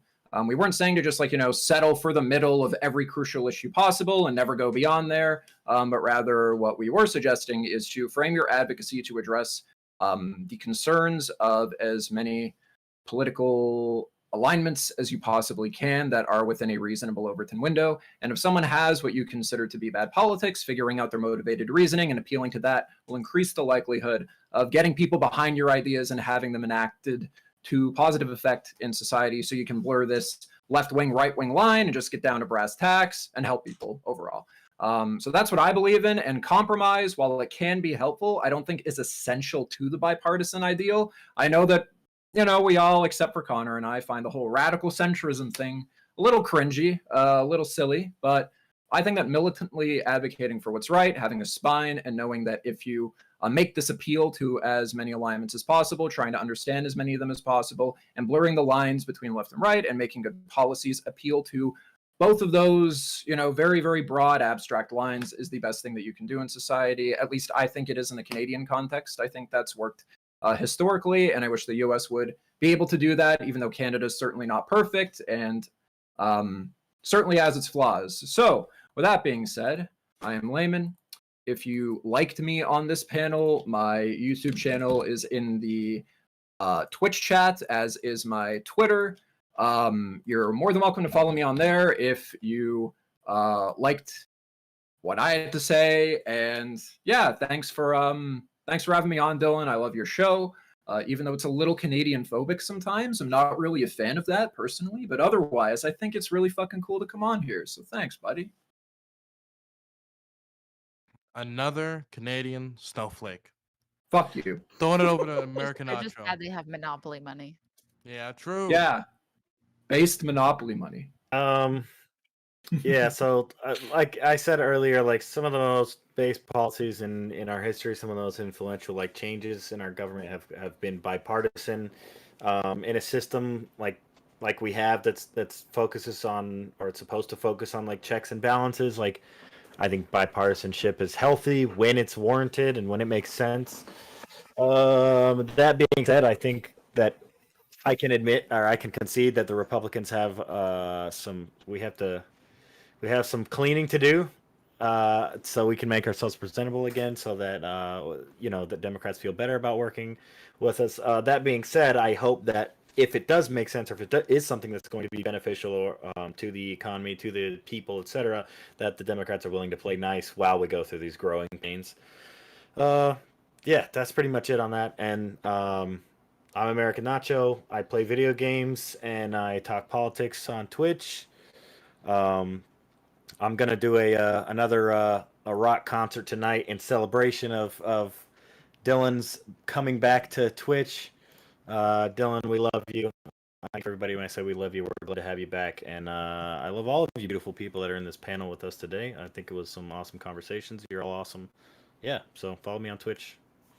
That's it. Thank you. I'm throwing it over to Sprouticus. Okay, so again, should we be bipartisan? Yes. Can we be bipartisan? I don't think so. I feel like we can. Well, I feel like we can be bipartisan in some issues. I feel like we can't be bipartisan in other issues. And since chat is memeing about it so much, I'll bring the phrase back of yielding no ground. I feel like Republicans have certain. I feel like each individual person has things that they will yield no ground on, and Democrats have things that they will yield no ground on. Like, I'm sure Josie will yield no ground on youth getting hormones and or puberty blockers. I'm sure that's something she would yield no ground on. Whereas for someone else that may not be like a case where someone would yield no ground. So it's really hard when you try to figure out what you can yield ground on, what you can't yield ground on. If you guys liked me in this debate, follow me on Twitch at the Sprouticus. I will be having an after party afterwards. This upcoming Wednesday, I'm also hosting a debate called the American Octagon. So make sure you show up for that. And other than that, I will talk to you guys later. Wonderful. Throwing it over to Josie Rose. Okay. So there was a lot of things said. So one thing I have to say, there's a couple things. So just a couple hypocrisies that I've noticed throughout this debate. So the June 6th commission was something that was supposed to be a bipartisan thing. Like there were supposed to be 5 Republicans and 5 Democrats, but yet at the beginning of this debate, a lot Spartacus was saying, no, we don't need that. We don't need that bipartisanship. And there was like, people wanted that, right? And that was something that we could look at. Now, another thing that I have to say is that counterpoints, like Republicans are not just this conservative party. Like they literally are taking healthcare rights away from people and not keeping status quo. The fact of the matter is, like, there is like the idea that Republicans are just trying to block everything is fiction. They're also regressing things as well, such as rights and values, such as abortion rights in Texas, such as trans rights across the country. There's just so many things that we've turned the clock on that is beyond just not doing anything. So I wanted to make that point as well. And so my final point on this, and then I'll give my little outro, is when somebody is running for office and one of their biggest points are bipartisanship, run the effing other direction, because that means I'm a coward. Because if it's the idea that they are going to stand on bipartisanship before they say I'm going to fight for something. So bipartisanship is just a fancy word for political cowardice, and we should not uphold politicians that say that's their number one value that they hold up. And that is what I was trying to argue throughout this entire debate. So with that, I'll get to my outro. So I'm Josie Rose Caballero, and my Twitch handle is Josie Rose C, as you can see right there. That's how it is.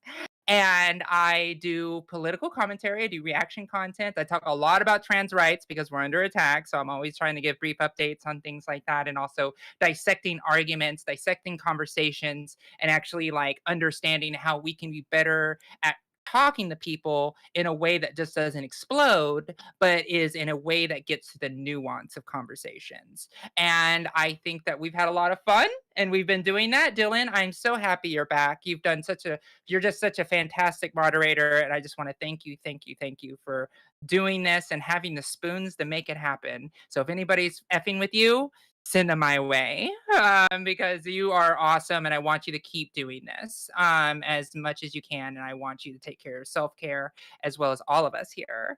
So much love, and I hope to see all of you another time soon. Well, if you're gonna ask, well, Hutch has been giving me the stank eye the whole time. If you want to go rough him up, Yeah, let's get him. I'm coming. yeah. Now we're gonna end it out with denims. Okay, so I think as far as the bipartisanship goes, we have to distinguish between bipartisanship in Congress and that same concept with just regular voters. Like problems that are not getting solved in like the Senate, even though the majority of Republican voters are for whatever motion, is absolutely ridiculous. And I think as far as like not giving into what the other side demands, I think that there are certain things that are important, even if there is a minority of people that upholds this view, right? Like if you were in the minority for a very long time, probably, that like slavery is bad, that doesn't mean that at any point you're like, well, I guess we just got to concede this one. I think that there are ideas that are complicated enough and actually matter enough that you don't concede them for good reason. But I do think that the rhetoric thing is like a great option. It sucks that there is one side. I'm not specifically saying the left or the right or whatever, but it sucks that there has to be the fact that like one side has to convince the other side using rhetoric instead of just the other side coming to the conclusion that like maybe it's okay for women to have abortions, you know? and like we don't have to explain like using rhetoric. But I understand the ideal or like the goal of rhetoric, which I know Connor and Layman were talking about. Oh yeah, and then Wonderful. my ending. I'm Denims, twitch.tv/Denims. I stream 6 a.m. PDT every day. Denims, could you tell me a little bit about the positioning of that soundboard behind you? Listen, I was I think wondering the same thing actually. I think the fact that you see anything, Dylan, is really problematic. See I what? think it's just I think it's See very what? problematic. See I what? don't know. Why don't you tell us? Well, when we were all over at Denham's place when I was in LA, and everybody's looking at the sound piece except for Denham's, and everybody's kind of like scratching their heads. And I think it was Supreme or it was me, I forget, and was like, "Isn't it a little weird that the slots of that board are specifically positioned like a swastika?" Which Oh my god. is the case. If you look very carefully Oh and you my see how god. it's tilted, it is positioned exactly like a swastika. You Very What should the see. controversial. Why didn't It's you an see that, Dylan? Indian peace symbol, okay? It's a Listen, loving why did you Indian No, it's a think that, peace fucking- symbol. Gotta Dylan? turn it around for You know, that to be the Denims, case. I'm really sick of the dog whistling. You do it so Wow. much. You should probably Wow. just stop doing it. Dude, It's this really is Bro. fucked crazy. up. Look, I'll stop doing it once you get a light set up, brother. Okay. Fuck you! I don't fucking need lights. I don't fucking need lights to come on here and spout some fucking drop some And fucking Dylan, knowledge. You if think you ever lights come are to gonna help me LA do that? Fuck no. If God you ever come damn. to LA, you better invite me next time. I'm just I saying. will. Hey Denims, All why right, don't you I'm change in your San name to Diego. I'm something not that's not fucking far. pants? Wonderful. Why don't you do change your- that? Why don't you go get yourself some bitches? Why don't you? Oh, Okay, Damn. SDL, calm down, calm down. Sorry. We're good. We're good. Okay. It's not okay. Thank you all. It's not okay. Thank you. Thank you all for coming. I really appreciate it. You all have a blessed one. And everybody, next week, we're going to be working with Modern Day Debates on collaborating for a Friday show. The week after that, we're going to have Humanist Report on for a show, and we're working to get also some other big stars for that. And the week after that, it'll be Vosh versus somebody else for the Hippy Dippy Championship. In the month, and then that's going into the next month, we will be doing a fundraiser for mental health with the Serfs, specifically for LGBTQ plus youth. So we have a lot scheduled for Hippy Dippy Championship and fundraisers stuff we're doing. So I hope you all tune in, and thank you all for coming. All my guests, you all have a blessed night. Appreciate Thank you. you, Dylan. Thank you. See you later, Look at man. ya. For having us. And I appreciate you not kicking me out all the fucking time. You know what? That was so Kick 'em, fucked dude. up when Kick I 'em was now. on here the last time. Jeez, Take him. All right. Take care. Take care. you fucker.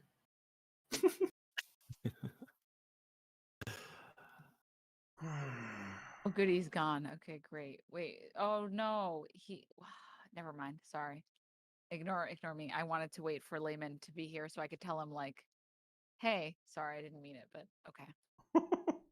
I got a little high. Okay, that's all I'm gonna say. Okay, I'm leaving now. Thank you. Catch ya.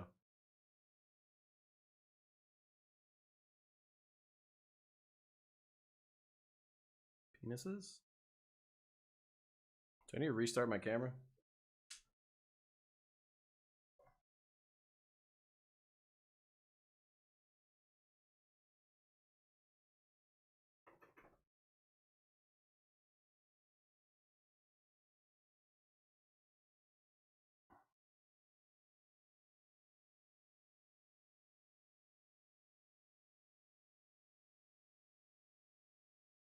All right, let's check it.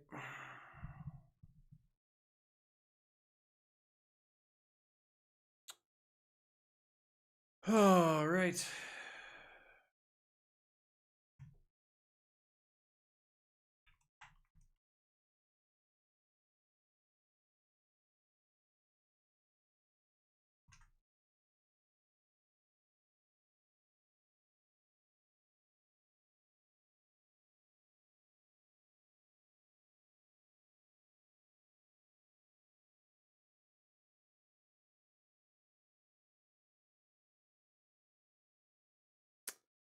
All right.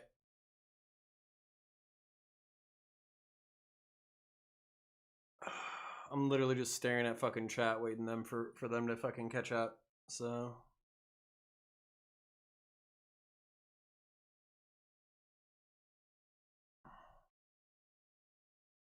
What was I painting? So the thing that I was painting today was a Ultramarine Blade Guard veteran. I will post it to Twitter under Counterpoints, my handle, and I will include that on my Twitter.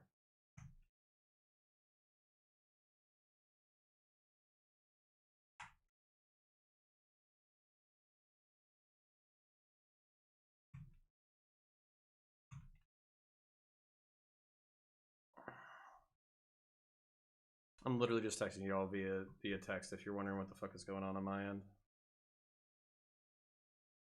So I'm just chilling here, staring at chat. I have no idea how to fucking live stream, so basically I think you guys are about like 30 seconds in the fucking past or whatever, a few minutes in the fucking past.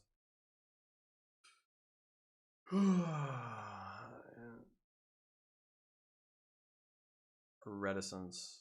Do you think that you sometimes may be biased in which things you want to pursue, i.e. the J6 stuff? I was surprised by your reticence. Yeah, so just some internet check. I don't care if we do it, but basically what we're talking about is the military, law enforcement. You're not going to like what we uncover, which is basically a lot of people sympathize MAGA is a lot bigger than you want it to be. So it's basically going to be it's going to be a brutal investigation if we decide to do it all out. So yeah.